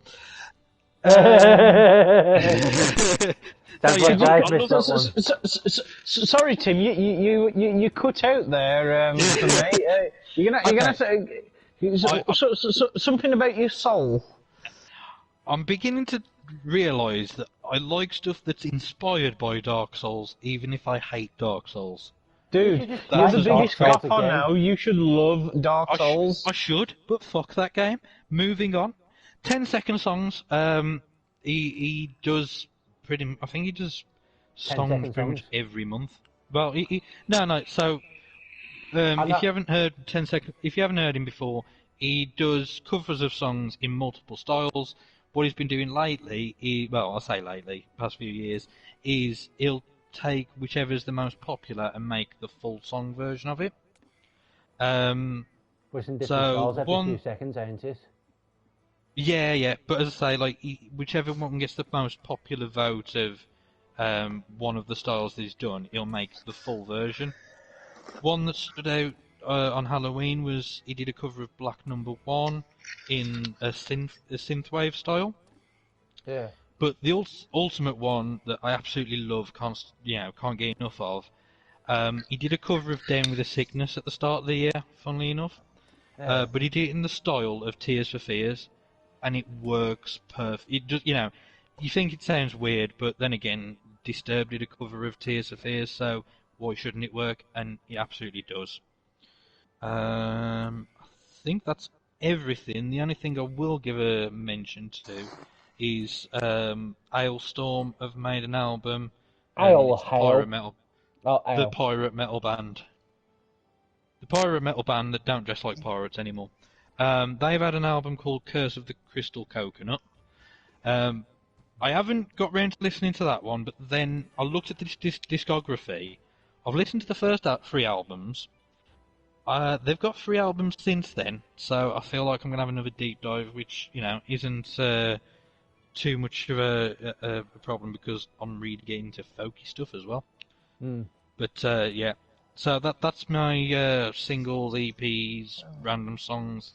I'll say, before we get on to our album of the years, we could discuss what sort of genres we've actually been listening to of recent, other than what we've discussed, because like you were saying, like I've mostly been listening to prog music and indie, strangely enough.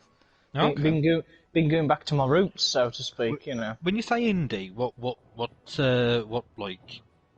Well, I think I'm talking late 90s to mid 2000s, sort of like your Oasis, your You've been listening to Oasis?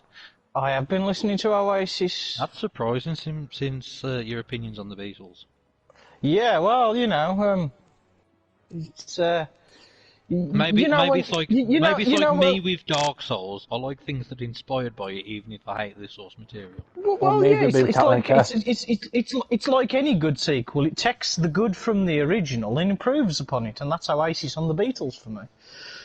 Fair enough.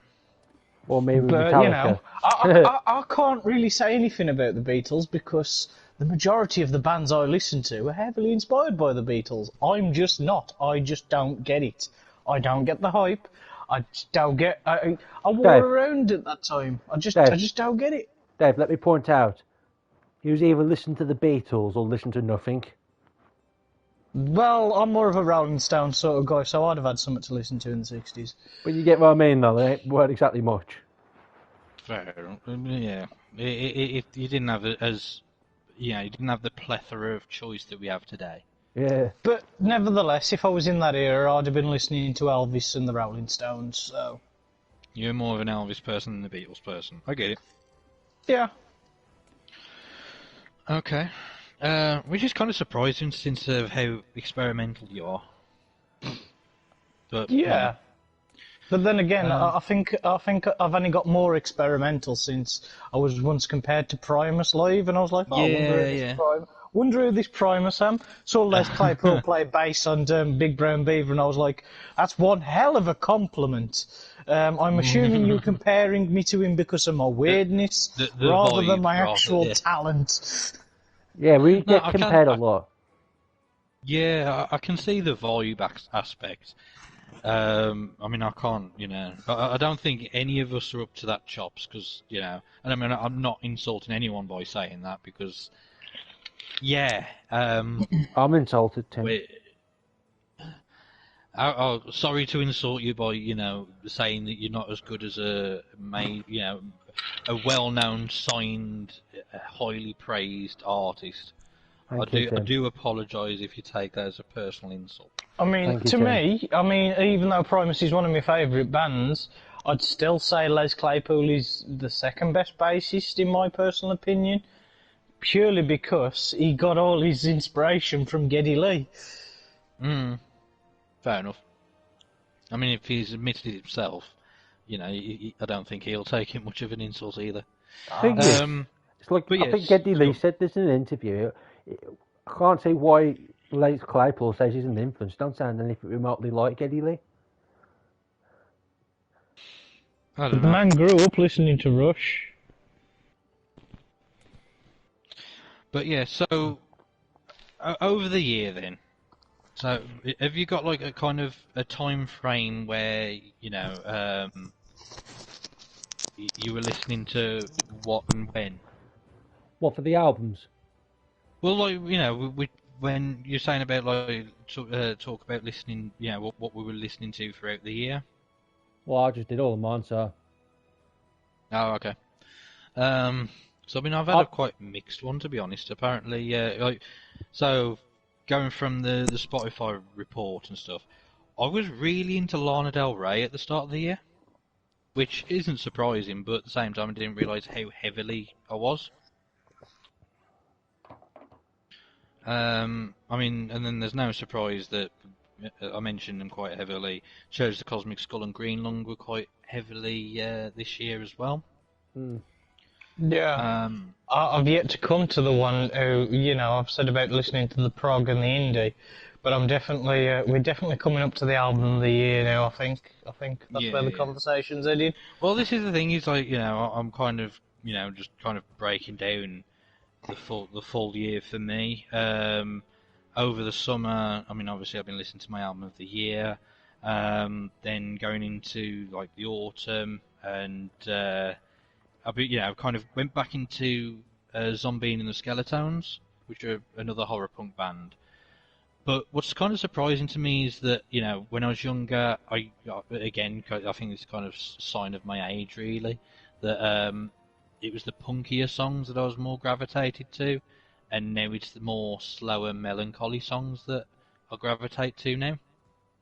So there's that. Again, getting into listen to Typo Negative quite heavily, because of course. And lately, yeah, but they've got a charm about it. Oh. But lately I've been listening to a lot of. Destroyed. You had a personality? Oh! Coming from Captain Blue Balls here.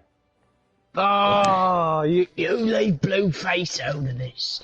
He'll come round you and he'll call you a snake. But yeah, so just rounding up what I've been getting into like the last couple of months was so I mentioned Days and Days and like the kind of folky punk sort of stuff. Also listened to a band called Bridge City Sinners. And lately I've been listening to like a lot of like the Pogues and stuff like that, and Dave showed me Dropkick Murphys' Rose Tattoo, which has just been on repeat for me as well. So been getting a lot more into like folky kind of stuff. Also I'd be remiss to not mention a band called Windrows. They're kind of like a battle metal. They sing about being dwarves basically. And yeah, very dwarven battle metal, folky metal kind of band. Listened to that quite a lot over the summer as well. Yeah. So yeah, that's pretty much my kind of roundup. I can't really think of anything else that. Can we get to the album of the years then? Yeah, I think it's time. So, all right then. We drawing straws or? Go on, Dave. I think. No. I think I've talked enough at the minute. Exactly. Go on, Dave. Give me a rest and I'll have a drink and All right. Well, let the captain take a sip of the captain. I've got a bit of a jack of all trades at the minute. I've got a cup of tea. Rightio then, ladies and gentlemen, the captain speaking. My album of the year is an album that truly dropped out of nowhere. And it's the Mother's Cake album, Cyberfunk, and it's one of those albums. Cyberfunk, not punk, Cyberfunk. Oh, we're very down. Bad year for it to be launching with a name like that. Mhm. If anything, it might get, if people misspell it, they get more views. Yeah. Well, anyway, first of all, I don't even know they dropped an album, and because I'm subscribed to them on YouTube, they'd actually put an ad up for their "I'm a President" song, and I was like, oh, I don't even see the ad, but all the people was commenting about, oh, this is a great song for an ad, and I was like, what? They've got a new song, and then I listened to it, and the video is trippy as all hell. Yeah. If you're a fan of narcotics, it's one to watch. I'd say get blazed on your substance of choice and just watch. It's a video, it's experience. But the song itself it's tasty. It's just got the right. It's 2.5 minutes, but it's the best 2.5 minutes you'll have of your life. It is a very that's tasty what she jam. said. Yeah. It is a very tasty jam, I must admit. When you show, I think you've been the kind of proprietor to show everyone, like any song from this album, that being the first one. You say, no matter what genre people normally listen to, everyone has said that is an amazing song. Myself included. It's such, for a taster of an album. And, it only being 2.5 minutes, and it, as well, the subject matter obviously is having a dig at Donald Trump, which, to me, it's a bit. Which is the newest subject in the planet. But, yeah, exactly. It's a bit, 4 years too late for me. But even with that fact of it's done to death, the song itself stands on its, stands up by itself. That's the thing, though. Even though it's probably a dig at Donald Trump, the lyrics are based off things he said. Oh yeah, it's geniusly done. They credit him with the lyric writing. That's clever. It is truly. I mean, it was one of them standard. I mean, when I got to listen, when I realised that not only had they dropped a single, but they dropped an album as well, I was like, yeah. Fuck, I've got to get more of this. But it was weird because when I listened to the album, I didn't get more of this, but I got an experience that was like no other because when I showed it to Tim as well, it was like you show the first 5 songs of that album to someone and you'd think, oh, is that a compilation album? Because they have explored. I even said that to you, that like you could have told me it was 5 different bands and I would have believed you.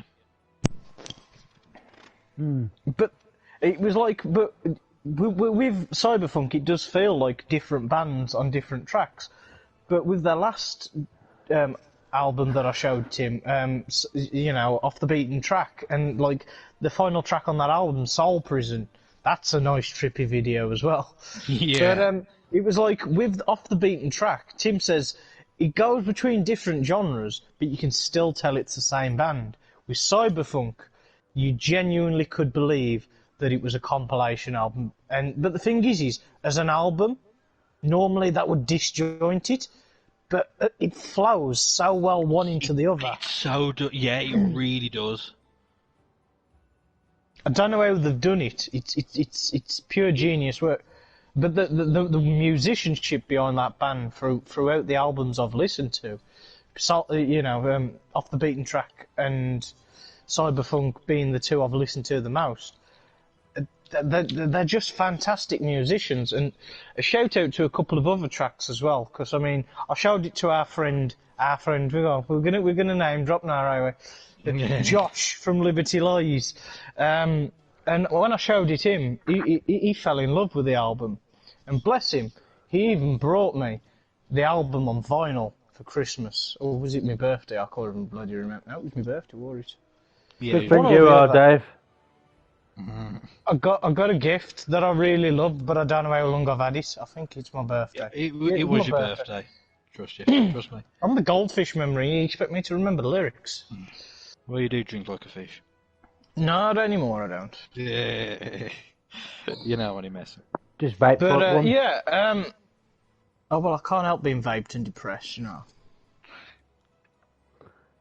But like Josh's track of the album is "I Love Your Smell," and it's like a weird ballad of sorts, but it's like a farewell song.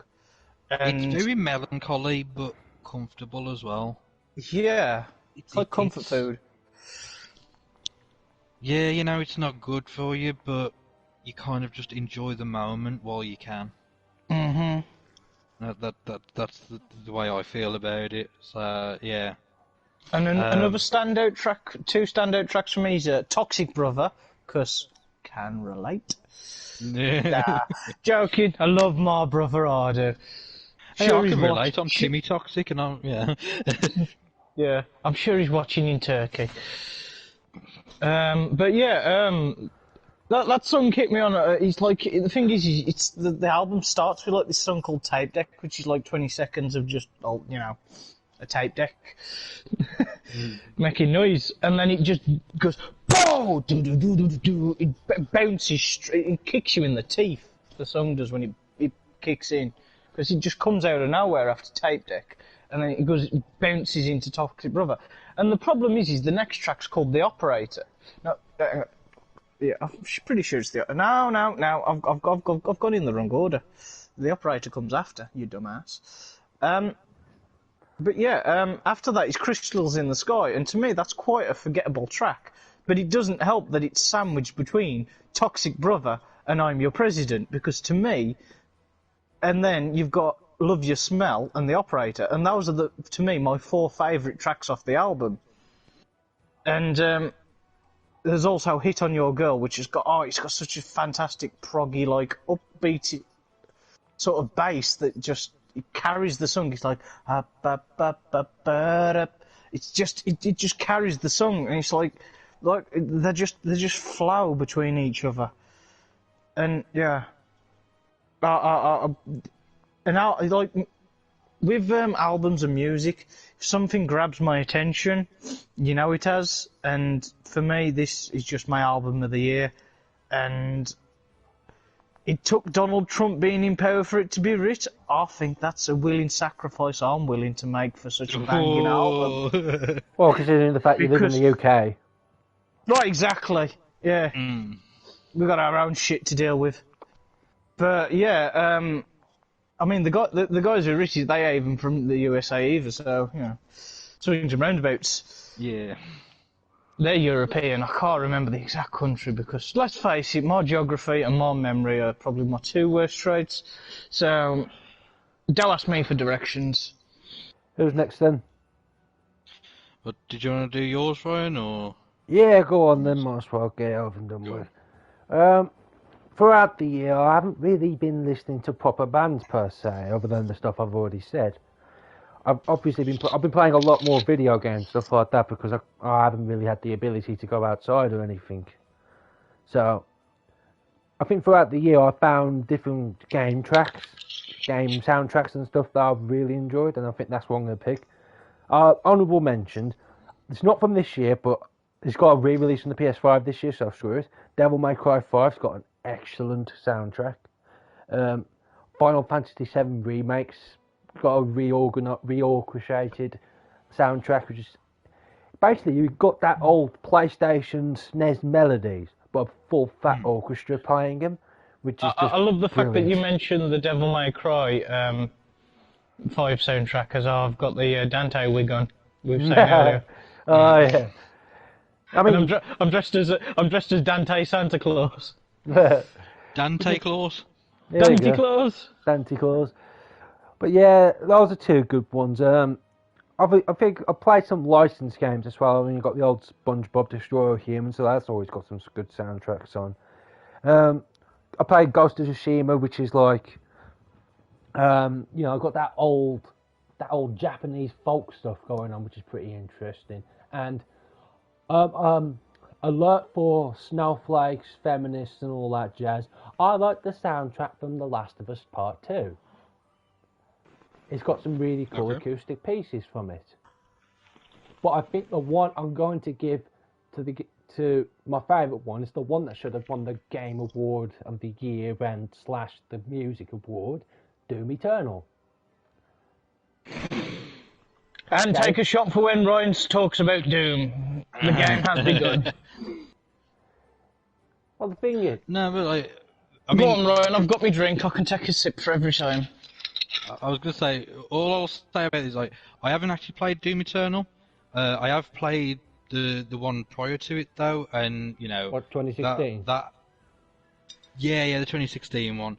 And that soundtrack, on its own is mind-blowing, and the fact that they've made a sequel and stuff, I can only imagine that they've had to up the ante with it. Well, that's the thing, because I think the soundtrack was a bit of a surprise hit for the company. Because they originally said no guitars on it, and he just kind of said, "Nah, bugger you, I'm doing guitars." And it's That's such a Doom attitude to have towards it, ain't Yeah. Fuck you, I'm doing it. Yeah. So I think it was a surprise hit for them. So I think they kind of turned around like, yeah, gone mental. So Mick Gordon outdone himself on this one, and he was absolutely phenomenal. Just like, even like just straight from the trailers themselves were just music videos essentially. That's how good they were. And there's like, I think it's one I still put on. Like I'll put it on YouTube and listen to it and stuff like that. And it's like, okay. But don't forget, when you're making a soundtrack for a game, you gotta think of every moment. So while it's very fast paced for a lot, because the game's obviously very fast paced, but there's moments where it goes soft as well, because you're not fighting demons every second. So it has moments to suit everything. So it does really epic build-ups and stuff like that. I think the standout track from it is probably The Only Thing They Fear Is You. And it's ironically off one of my favourite levels as well. And it has build-up, it has epic riffs and stuff like that. They have a, I don't want to call, I think it's a breakdown, they probably refer it to the breakdown at the end of that track. Oh my god, it's just like hair standing on your skin, that, because it match. I'm ashamed they don't play it in this particular scene, but I don't think it would have fit, but it wouldn't have fit, because there's a scene where he's walking through like this government facility being attacked by demons, and because the Doomslayer's basically like, he's like a god figure to everyone, and he's just walking among people, and everyone's just terrified of him, and they're like, "Oh, open the doors," and then the guy running the facility like, "Why we open the doors?" And he turns around, and the Slayer's just walking up to him, grabs his neck card and just takes it off him just to open the door. And I'm just thinking, oh, imagine that breakdown at that moment, for it's just that great of a build. You can imagine that scene in your head. But that's the thing, it's just, it's a brutal soundtrack, which is brilliant. But the thing is, it's melodic as well. You can hum the riff, which is really cool. This is the thing, it's like, kind of what I was alluding to when we were talking about System of a Down earlier, is like, everyone mentions about how brutal things can be and how heavy things can be and stuff, and I mean, this is kind of, I'm kind of repeating something that I learned a long time ago, which kind of got me out of, like, metal and got me more into punk, funnily enough, was melody. It was just one of those, like, when you got trying to make music really heavy, you start to kind of lack the melody sort of stuff. So the theme that Doom has got, of being like brutal and killing, and the soundtrack's got to match it and stuff. Well, yeah, it's so melodic at the same time. Yeah, exactly. I was about to say, willing to do something so melodic, and I've got to give them kudos. Even though I haven't heard it myself, it has made me intrigued to kind of either just listen to the soundtrack or actually go out and buy the game. I mean, even though I haven't really finished the 2016 game, you have perked my interest for that. Well, to be fair, you don't really need to play 2016 to understand Eternal, because it kind of Is it just its own kind of thing? Sort of. It definitely builds. It helps if you've played the It builds on, but it's not essential. Yeah, it just mentions 2 characters that you need to know. But other than that, Okay. you don't really need to play the game. Sorry, I'm trying to find medicate. It's not there. I need more pink ones. You need more pink ones. Oh, never mind. No, I got happy medication, so I'm like my dad just put the basket up, and it's Okay. it's such But I think the thing as well, like the Doom soundtrack is basically, it's how do I explain it? Hang on.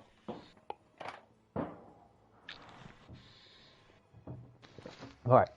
Basically, I feel like, despite being, it's so opposite of what modern metal is, the Doom soundtrack. Yeah. Because you'll find stuff like that, obviously, but I can't find it. There's stuff like, it just totally lacks melody, and it's like you said, because it's brutal. Like all these metal bands, especially the screamers, they're always so brutal most of the time. Most of the time, I'll say. They'll hit a peak and they've got nowhere to go. Yeah. Whereas the Doom Eternal soundtrack, because it's got many peaks in it, it's got cooldown moments and build up moments, and that's what makes got something peaks brutal. and troughs, and yeah. That's what makes something brutal. Yeah, well, because you've got the respite to, you kind of reset your kind of taste between, what's heavy and what isn't. I'll say this, coming back to Cyberpunk.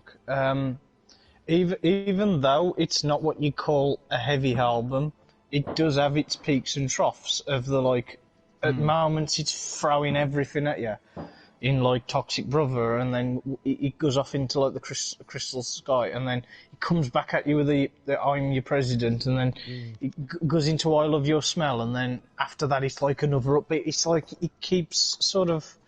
It's like it's not a thrash album because obviously it's prog, No, but it gives you your moments in between to appreciate the atmosphere of the music and soak it in, and then it just punches you in the face. Well, that's the thing with music. I think a lot of bands forget that, because a lot of them just stay to the one point, and if you just stay to that one point, it is very boring. It's like a magician. Yeah, so it's if you're a magician, you start off with your best trick, and you're like, okay, where'd you go from there? Yeah. I get exactly what you mean with that. Yeah. That's the problem I have with a lot of modern metal bands. They're just at one point. Like, you don't go anywhere from that one point. It just bores me. all the modern treble makers. Yeah. Right, Fair enough. So let's finish this off. Am I starting and finishing this off? Yeah, I think we am. Because I do want to spend the last half an hour with family, and I think Tim wants to spend it with his lovely wife, and Ryan wants to spend it with his hand, so... Coming from you? Hey, mate, I can get it if I want it. Children, please. So, my album of the year, it's our brother Bill Fisher, because of course it is. His solo album, Mass Hypnosis and the Dark Triad. And it's... So I was reading the liner notes last night as preparation for this, and I was actually surprised of how much I didn't know about this album. And also surprised on the information that I kind of found and stuff. I know, because you ain't shut up about the album, so... I know. I thought you would have gone through it with a forensic comb, you know what I mean? But yeah, I mean, like, he has got a kind of paragraphs explaining his ideas behind the whole, using the Dark Triad as a part of the, I suppose the album concept in a sense, but at the same time you can also take the songs, on face value if you wanted to. You don't have to look at the deeper meanings and stuff like that. Which I do like that writing style of you don't necessarily have to look at it that way. You can just take your own meaning behind it. And I mean, even in the liner notes, it said about Yeah, this is no way in representation of the widely accepted medical terminology or concepts, and should be considered as an artistic work, total bollocks, or anything in between. You just leave basically, and then it's like some bits of trivia as well. So when I first heard, the first song, which was kind of a taster for the album when he advertised it, was All Through the Night. And if you listen to that, it's got a very similar writing style to how he does with Church the Cosmic Skull, but it's you'd have to tweak it here and there, so it wouldn't be its own thing if you did that. I'm about to say, because what would be the point of releasing it as a solo thing if it's so similar to the Church? No, here's the thing though. This is what I'm saying. Is like you can tweak it here and there and do that. What I didn't realise though is it's actually his solo recording of the song existed as in a previous band. Let me I'm trying to find the name. Apeth Manus.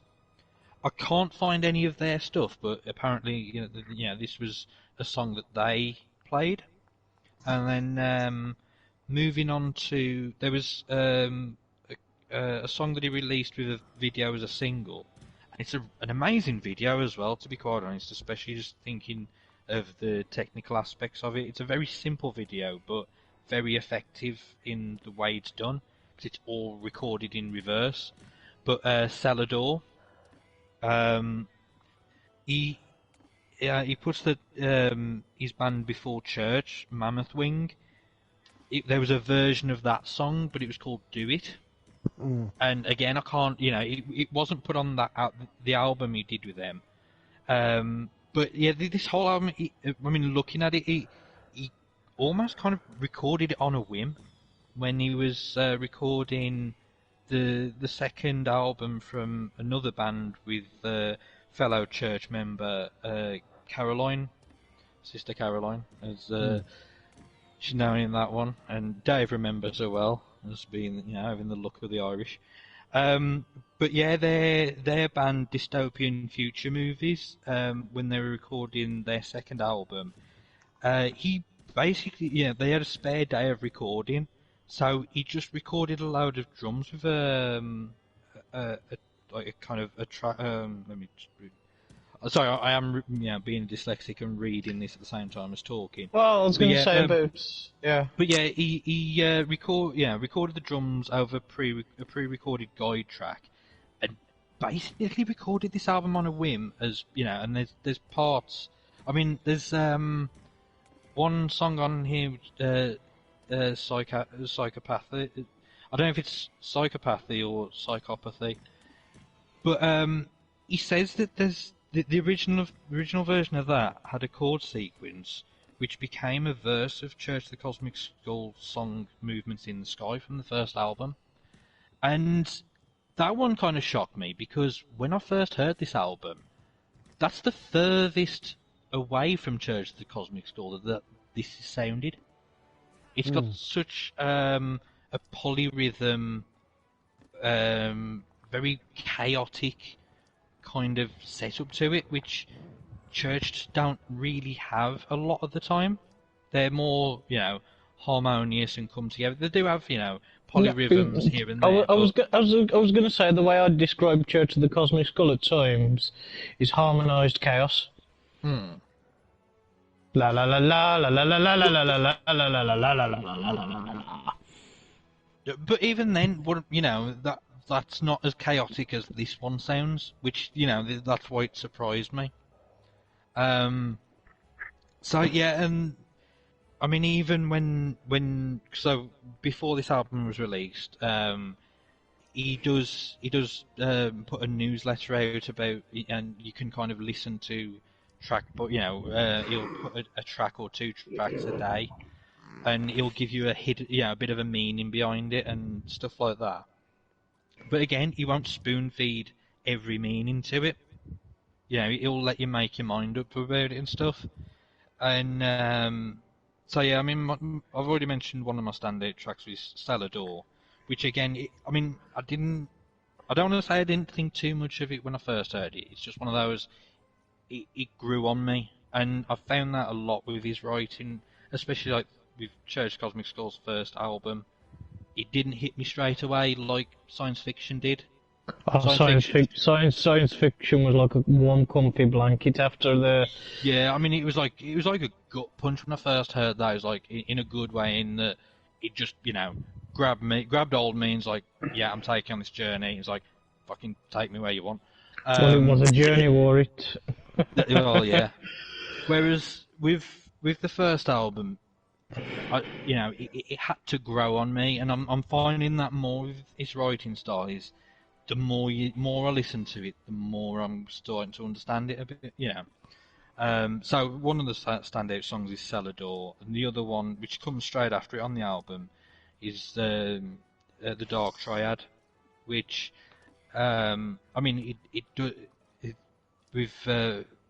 with when he's saying about the inspiration for it was Kate Bush, and ever since then it's like, yeah, I could imagine Kate Bush doing a version of this song. And that one's a very comfort. First time I heard that till the last time I heard that, that's a very comforting song to me. So I just absolutely love this album. And of course, before it got released, when it got released on the pre-release, I got like the complete collection of I've got it on vinyl, I've got it on CD, I've got the patches and the T-shirt and stuff. And the vinyl, because he had like different presses of it. Of course, him having a Bloodthirst edition, me being in a band called the Bloodthirsters, of course I had to get that. So that's my album pick of the year, and yeah, I absolutely love it. And it was, I feel like it was always going to be that, regardless of what came after. After I listened to that, anything else, it as good as other things are, and that's not disputing other albums I've picked, but that's just kind of sealed it for me. So yeah. Right, I think that's it. Yes. I think that's it, lads. I mean, we've got half an hour. I'm going to go and spend time with my. Oh yeah, we've got the last half an hour. The battery's gone to me. It's nearly at an end. I won't be having too much of a drink. I don't want to. I'm getting older, I don't want to overdo it. But to be fair, I ain't been drinking much anyway, so I won't be needing much. Well, I ain't been drinking at all. So, ladies and gentlemen, but it's New Year's. I mean, you got. Swinging it. Go on then, lads. Let's all swing our glasses then. And let's sing Old Lang Syne. No, should we call, can we? Because we're streaming. And we might get copyright striked. We can change the words. It's a parody then. No, I think it's alright. What a shite year it has public domain. Really been. But no, this has really been fun for me, to be quite honest. Because I've never really, as you guys have kind of done with looking at albums and songs that you've listened to this year, regardless of when they were released. That's kind of how I used to approach it. But I'm kind of glad that that there's been enough for me to sink my teeth into, and yeah. I'm kind of looking forward to the new year to see what else is going to come, and if you guys want to do this again next year, or this has been. Let's make it a tradition. Well, hopefully we can do it in person. All being well. All being well. But Tim, I think somebody broke your cat because I had him jumping around and Jon's just took a nap. Yeah. I don't know. But then again, he kind of reminds you of her lifelike namesake. Yes. Yeah, Bella. Miss her, man. Oh, man. Right, shall we bid our public adieu? Yep. And let them get on with the rest of the New Year celebrations. Enjoy your New Year's, and let's hope it's a good one without any tears. Let's hope we can. Thank you for watching. I hope it doesn't end up in tears. And let's well, I don't pray, because let's face it, but let's hope we get to go to a gig or play a gig this year. I don't care if it comes in November or October, as long as gigs start up again. Yeah. It'll give us one less reason to chuck a toaster in the bath. I'm into that. Yeah. Right, so everyone, Happy New Year. And thank you for watching. Thank you for watching. For coming. And hope to see you soon. Right. Take care. Doodle pips, everyone. Jolly good.